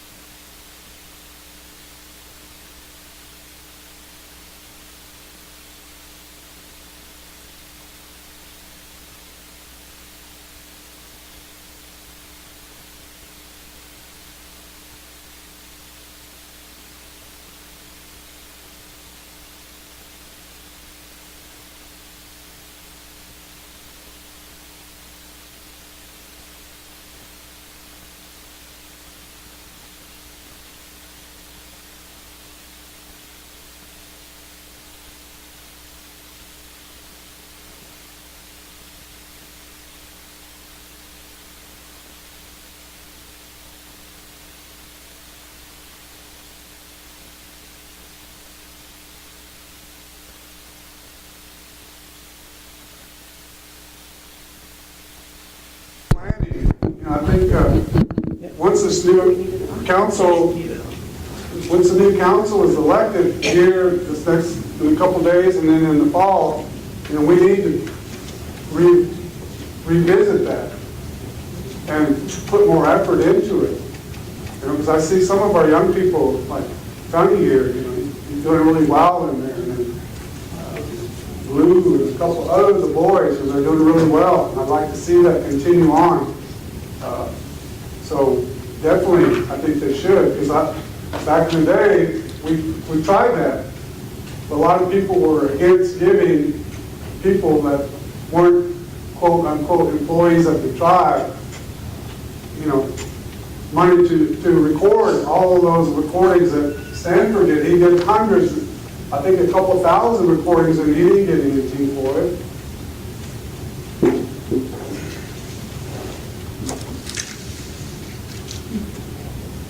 When I think about the history of our tribe and the language, I don't feel like we're taking it seriously right now. Our Renaissance program doesn't even have a director. And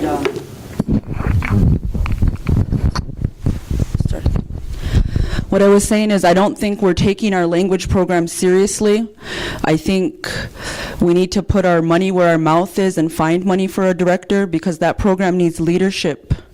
And we have the elders that have the knowledge, but we need a leader that can guide that department and bring them together. I guess the only way I was thinking about it is like in my mind, I say the old school and the new school, because in that department we have the old school and the new school, and we need to find a director that can work with those two generations to work together to preserve our language. And that's going to be through the technology, that's going to be through the education that our younger tribal members bring. But They have to embrace the elders that we still have, and we have to do everything we can to make the most of that resource, because as our elders continue to pass on, they're taking that knowledge, and we miss that. We woulda, shoulda, coulda. So just like we built that beautiful addition to the Black Hawk Center, you know, to me that sends a message that we are taking diabetes prevention seriously. We need to do something that says we're taking language preservation seriously.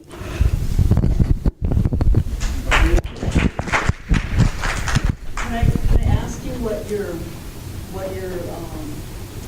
do you support a constitutional amendment to make that as a tribal council position or requirement?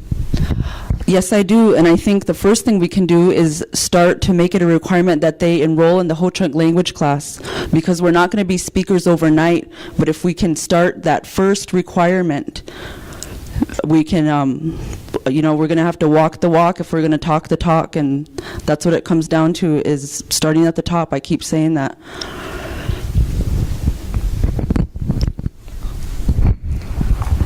I talked to Elaine Rice about this.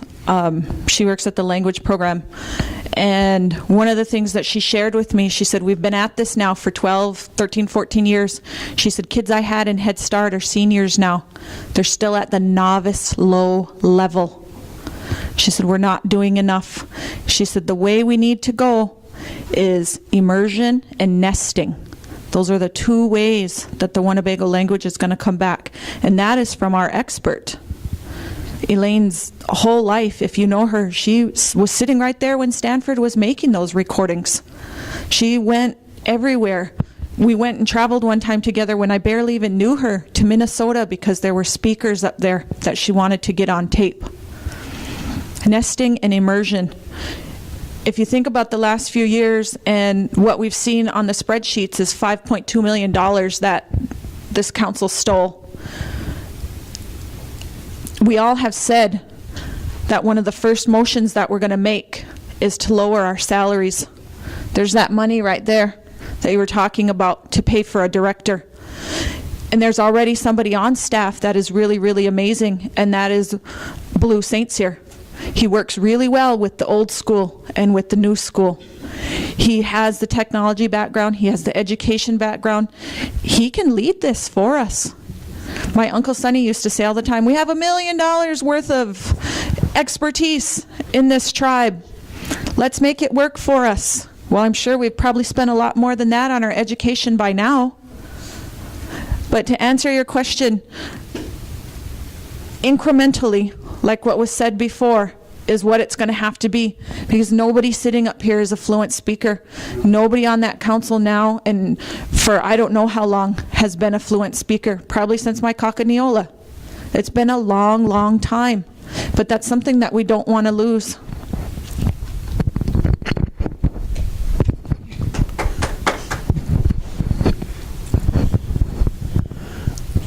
When I first got on the tribal council in about '69, I was appointed the secretary because it needs somebody to make the minutes. And those old men, they were all old men, would argue, debate, whatever issue came up.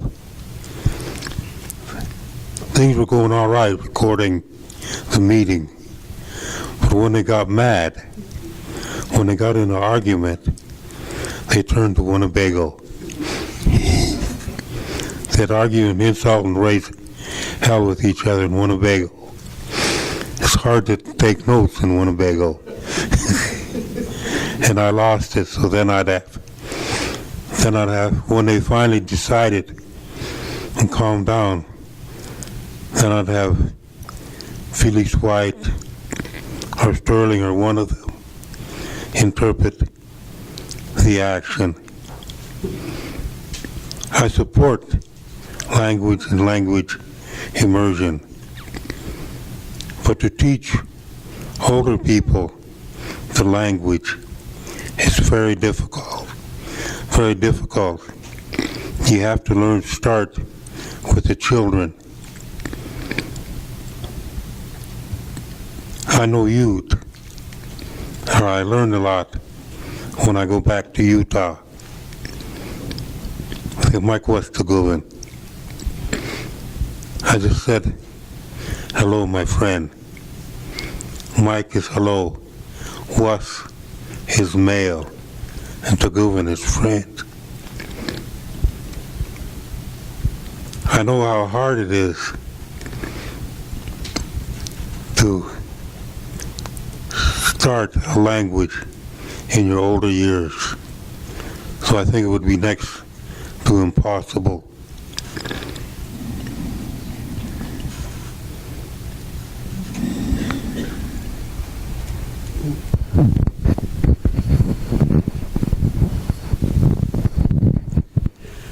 I would support a constitutional amendment that would be like Marion said and like Louis said, to work at it in stages. But eventually that would be the goal, is that, you know, every seated person, say like 10, 15 years from now, would be a fluent speaker. I know a little from my grandmother and my mother, but I really haven't heard it since Evie died,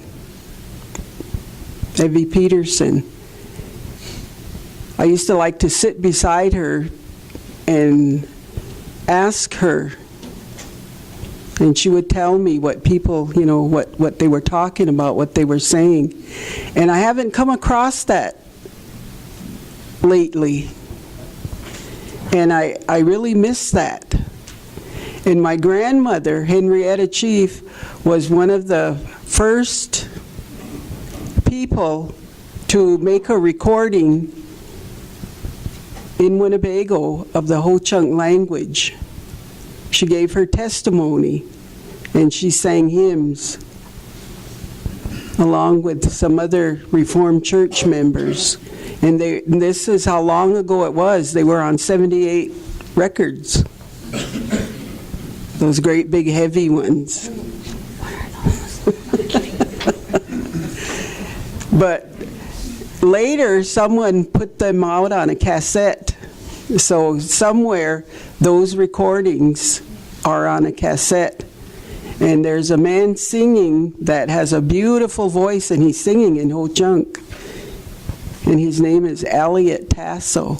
He had a very beautiful voice, as did my grandmother.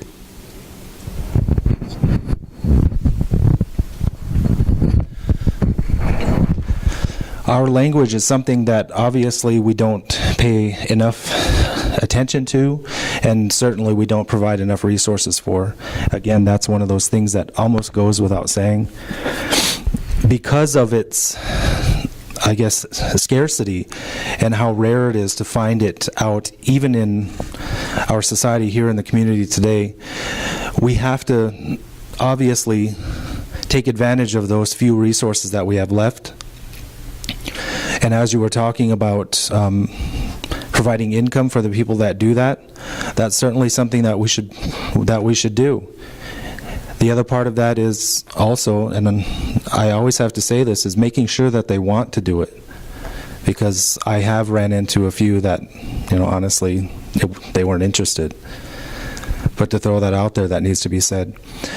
The constitutional amendment part of it gets a little bit more difficult because we can put that into writing and place it into our Constitution, but if we don't provide the mechanism to create that, because obviously it's not going to happen today, that would be a wasted amendment.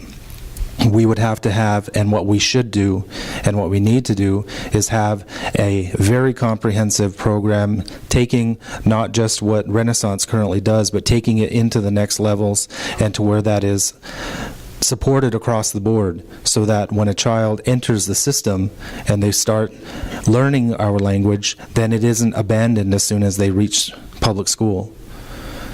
So, can we do that? Yeah, we can, but there's a lot more that is going to be necessary to go along with it, because if we really want that in our leadership, because it's not going to be today and it's not going to be 5 years from now, we have to put together the process that is going to support that. And then part of that, it always comes back to, you have to have the financial support of it as well. Long-term planning in that. Told you, eh?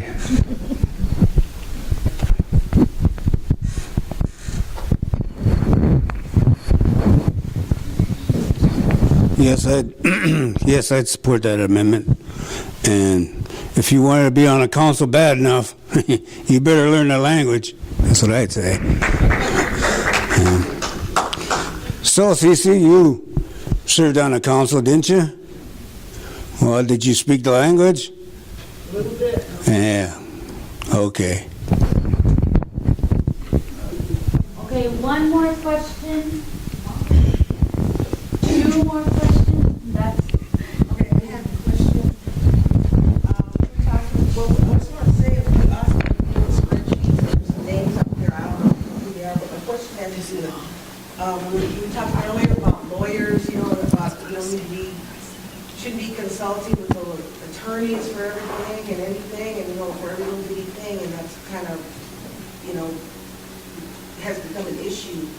So what about some of the tribes' funds are frozen, and there's bids on a $500,000 forensic audit that personally I don't think we have as a tribe, spent $500,000 for 3 years on that.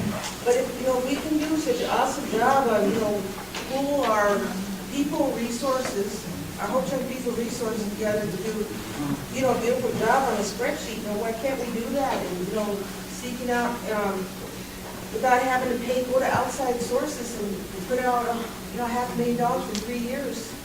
And that's my question. Thank you. I mean, why? Why do we have to be consulting attorneys, accountants and paying out $500,000 for 3 years when, you can do a project?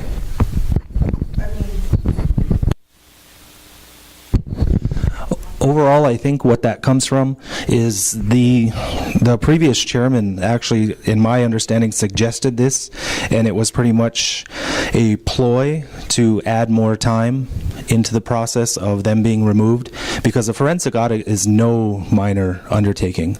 They will literally go into each and every transaction of what they're looking for.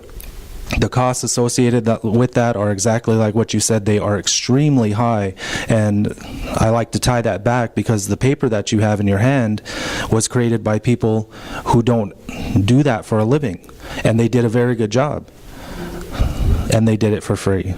That's most importantly. I'm glad you said that. True. And the other part, then they were tribal members at that. So what are we doing in that? What I think, honestly, what we're doing is there's some sentiment that we need to still dig and find how deep the cave goes. And in my opinion, that isn't necessarily how we should use our resources, because, forgive the analogy, but you can't be a little bit pregnant. Either you are or you aren't. And at this case, we know they did what they did. Not only is it proven in black and white for everybody to see, but it was also stated by them. Most of them, and I didn't hear each and every one of them personally, but it's my understanding, said openly in front of tribal members, yes, I did it. I heard several of them, but not all. So why are we still doing that? I can't really answer that question, but it's my guess it's because some people still want to do the holdover of what the previous chairman was suggesting. But again, all that was a ploy for them to hold on even longer. Because the way I looked at it, and I want to say this, is that he was basically calling that committee a liar. Because if they produced something and then he wanted it proved again, isn't that what that is? So, that's it.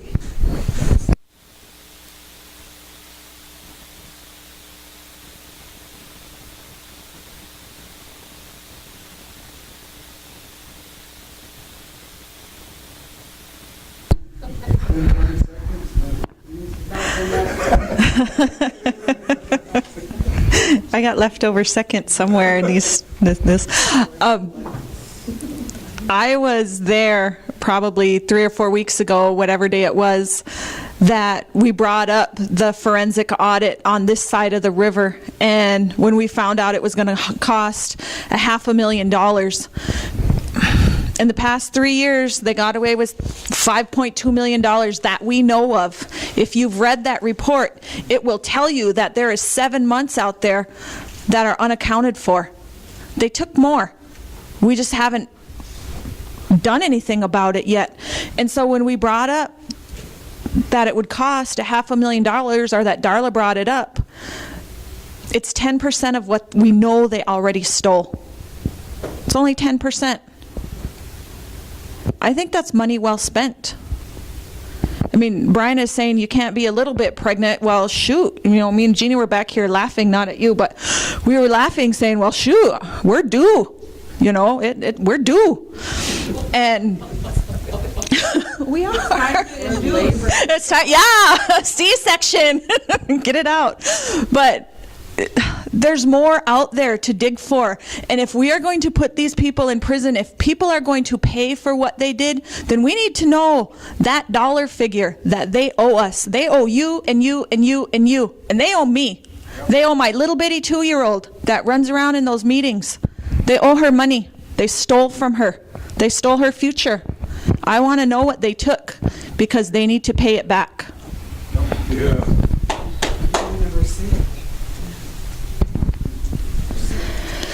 I'm really proud of what the investigative committee put together in the short amount of time. They did it on their own time. They all had full-time jobs and families.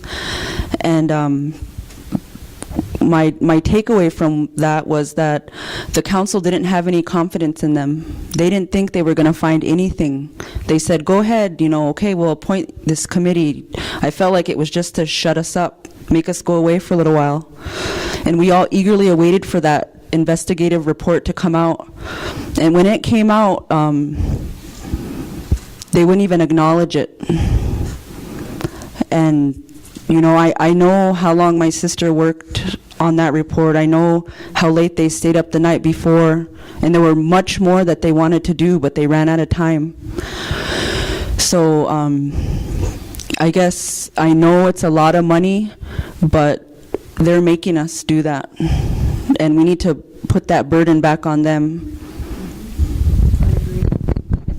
Last question. Oh, I'm sorry. I'm so sorry. 30 seconds? No. This is 10 just. Here on the. 100%. And I think it should be all departments that bring money to the tribe. Because if they're going to steal from one program, you don't think they're going to steal from another program when it's all cash money coming in? I don't know. But obviously, we don't trust them anymore. They've proven that they can't be trusted. Am I right? So let's look at every program that brings in money. There's realty department, wildlife and parks, whatever it could be. Look at all of them. Because I think everyone here is sick and tired of hearing their lame excuses about not honoring that Constitution they swore to uphold. It's time for them to go. But let's look and see exactly where we are, and we can move forward from there. And I just want to say thank you to each and every one of you that stayed this long. And I didn't want to say this earlier, but we have a nice visitor. I just introduced myself. I didn't see him before. There's a nice young man up here. I think he's a federal employee.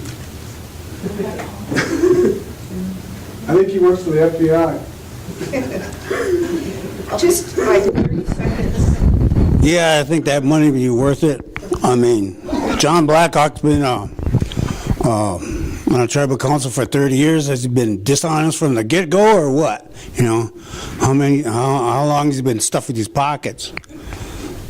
People are just, I'm upset.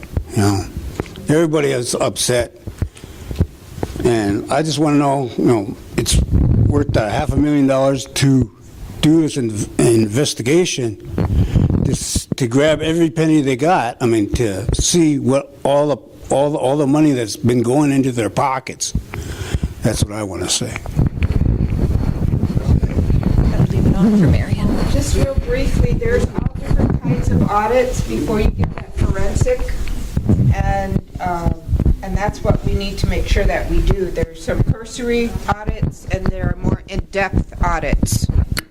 And we just need to make sure that we always have those types of audits that do detect fraud.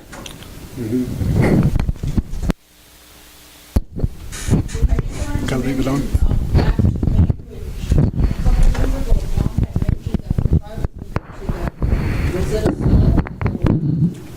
And there was a tribe, and there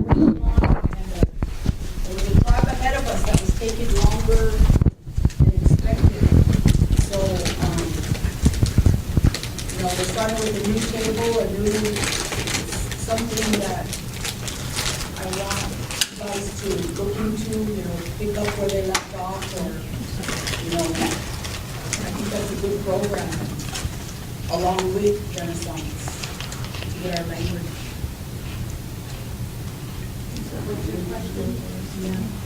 No question. I'd like to address that. I know Louis got the microphone. I don't know if he was going to answer the previous question or this next question. I was going to answer the previous question. In the Cobell case, a lot of tribes received money. And I'd like to know what happened to the money they received from Cobell. All of it. All of it. All of it. Because that was the money that could be used to pay for a nursing home, or to pay for a jail, or to pay for housing for people. And I'd like to see an audit of that, because I feel really bad, because I thought money from the Cobell case would go to benefit the tribe. I'm sorry, they didn't give me the microphone right away, so we got out of sync. No, you're fine. She's got a question. I'd like to address her question, and it's a great question. And I didn't get a chance because my time ran out on finish Cece's talk. And you're giving an opportunity to get up and say something. There's a young lady. Her name is Jennifer Weston. She's from Standing Rock Sioux Reservation, and she graduated from Brown University a few years back. And she developed software for Indian language that's supposed to be 10 times better than Rosetta. And she's working with Connecticut tribes to bring back their language. When she started this program, there were only 3 traditional speakers. And that's been about 4 or 5 years now. And I think they're up to like 42 speakers just in that short period of time. And I like what they said about using Chunchke Blue. He knows the language really well. And he's been researching applications, computer apps, to do what we're talking about here. And his first time he brought that to the table, they just said they didn't even give him the time. So I think we should contact this lady, Jennifer Weston, who's brought a completely different language back to her people. Bring her here back to the plains and work with our program and work with our elders to develop the language. I'm going to give 30, I'll take 40 seconds. There are Canadian First Nations, too, that have made a lot of progress in that. And about the Rosetta Stone, our Renaissance program did try, well, maybe when it was just language and culture, they did try something similar, and they made those tapes in the kitchen, and they were supposed to be learning, they spoke all in Ho-Chunk. But then Sandy Scott was one of the speakers, and he had that little southern Oklahoma accent when he was speaking one of their books. That kind of did. But they have, they've explored that. But I again, just put our money where our mouth is. Yep. And we have tapes out on the Nez Perce Reservation from Harold John, too, that we need to get back here. It's not gonna cost that much. I'd like to give the opportunity to each candidate a minute to address who's left and to our membership that's watching or will watch tomorrow and in the future. So whoever would like to start the forum. We need to wrap it up for several reasons. For childcare, for maintenance, and so on. So I'll go first and get out of here. I'll go first. First of all, I want to thank each and every one of you that are still here. And I really appreciate this young man back here's question about experience. You know, we've got a lot of experience here before you, and the candidates that are here. And we've had, 4 officers of the council sitting up here offering to be the new leaders. And I really appreciate those that came to this forum. I guess there's all kind of excuses not to come, but how serious are they? You know, we took the time, and so did you, to listen to each and every one of us. You know, we want to help, and we know how to help. We're just asking the opportunity to do that. You know, and you want people that have integrity, which all of us do. Have that here, I believe, and we'll all make good council members, and we're all going to ask for your vote. But I think it's time for some leadership that has experience and quality and knows the Constitution and knows that we need to change. Thank you. I too want to thank everybody, and I learned a lot too. When you become our age, you're going to realize that you don't know everything. It's always a learning experience. And we have to listen to the community. We need to set up some kind of a forum so that we can hear these things. We talked about whistleblowing, etc. But let's make it a two-way communication here, so we can hear about things before they become huge problems. And let's make sure that we have our decision-making skills at the forefront, gathering all the information first. So thank you and good night.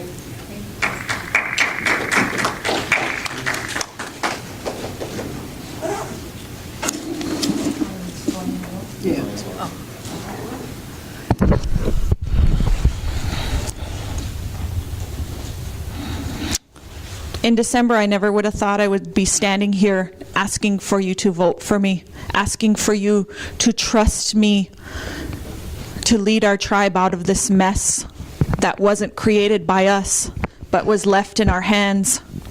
But I'm asking for your vote. I'm asking you to trust me. I will do a good job on behalf of our people, on behalf of all of you. I've been there every step of the way, and I'm not going away. I'm going to be there tomorrow. I'm going to be there the next day. I'm going to be there Monday at the council meeting.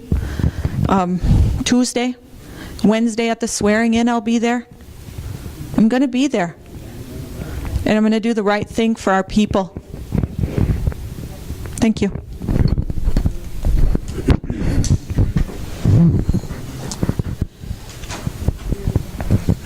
Well, like Keeley, when I went to that first meeting and heard what they had done, I just couldn't believe it. It made me feel sick. And then it made me real determined that they shouldn't be there. And so for the last months since December till now, I've gone to every meeting that we needed public support, that we needed community members. I've sat with her and Sharon, my daughter Barbara, all day writing, listening, strategizing, and I've come out of that process with a real great hope and knowledge that we are going to come out of this and we're going to be fine as long as we can get that table back from those people. And we got to do it soon. Thank you.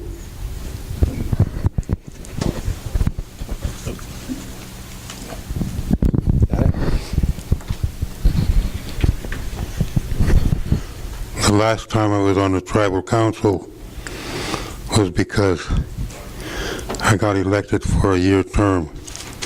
And it was a year after when the bingo closed. And the tribe was in a terrible mess. And we had to make some tough decisions. We switched to casino gaming, had to do a compact with the state of Iowa and slowly get our feet back on the ground.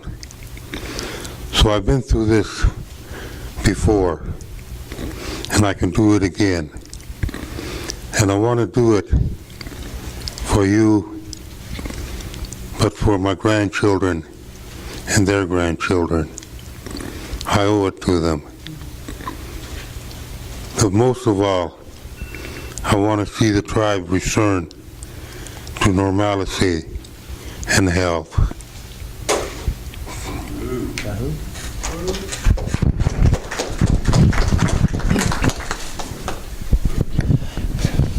Got it? Okay. Wow, 1 minute. I'm glad everybody that showed up here tonight and that stayed. It's nice to see this kind of interest, and then especially the other candidates, because one decision that kind of gets forgotten about is I have to choose who I'm voting for too. And so I look at this as being a very important process, and I'm glad that everybody that showed up and took the time did. So with that being said, we have been through many financial ups and downs, and this is probably one of the worst, if not the worst. And we have to remember that we need leadership that is experienced and is going to be able to actually produce what we need. We need people that know how to create a plan, that know how to work with a plan, and that have the ability to take that plan beyond just talking about it or something that's in black and white on paper. We have to have leaders that have that ability. So I know we only have a minute, and I barely just got off the ground with that, but I ask for your vote. You know what I did the last term? I kind of feel a little bit bad because that term was so successful. This kind of happened because it was. But let's turn it back around because we know we can. And the last thing I want to say, I know there's time, is that regardless of who you vote for, you need to go vote. I ask for your vote. I'm thankful for those of you that are willing to support me, but we do have to vote. It's extremely important. Thank you.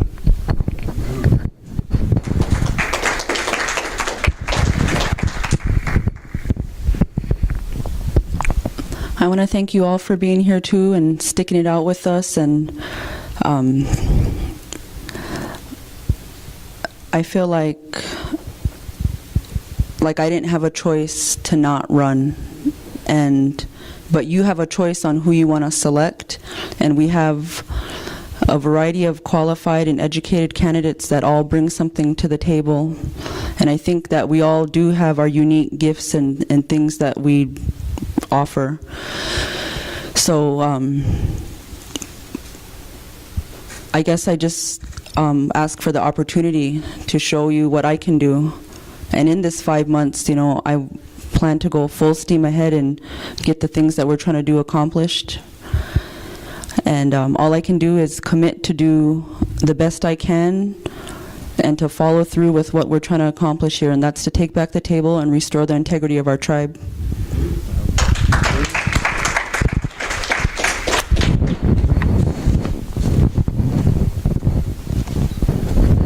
I appreciate everybody that showed up tonight. Thank you. I love speaking in front of people because I was a when I went to AHEC, somebody said, I'll go up there because somebody else was scared to do it. And I go, I'm doing Winnebago, I'll go up there. So I had to go up there in front of hundreds of people, and I liked it. Anyway, like I said, I appreciate you all coming, and be sure and vote for me. So thank you very much. All right.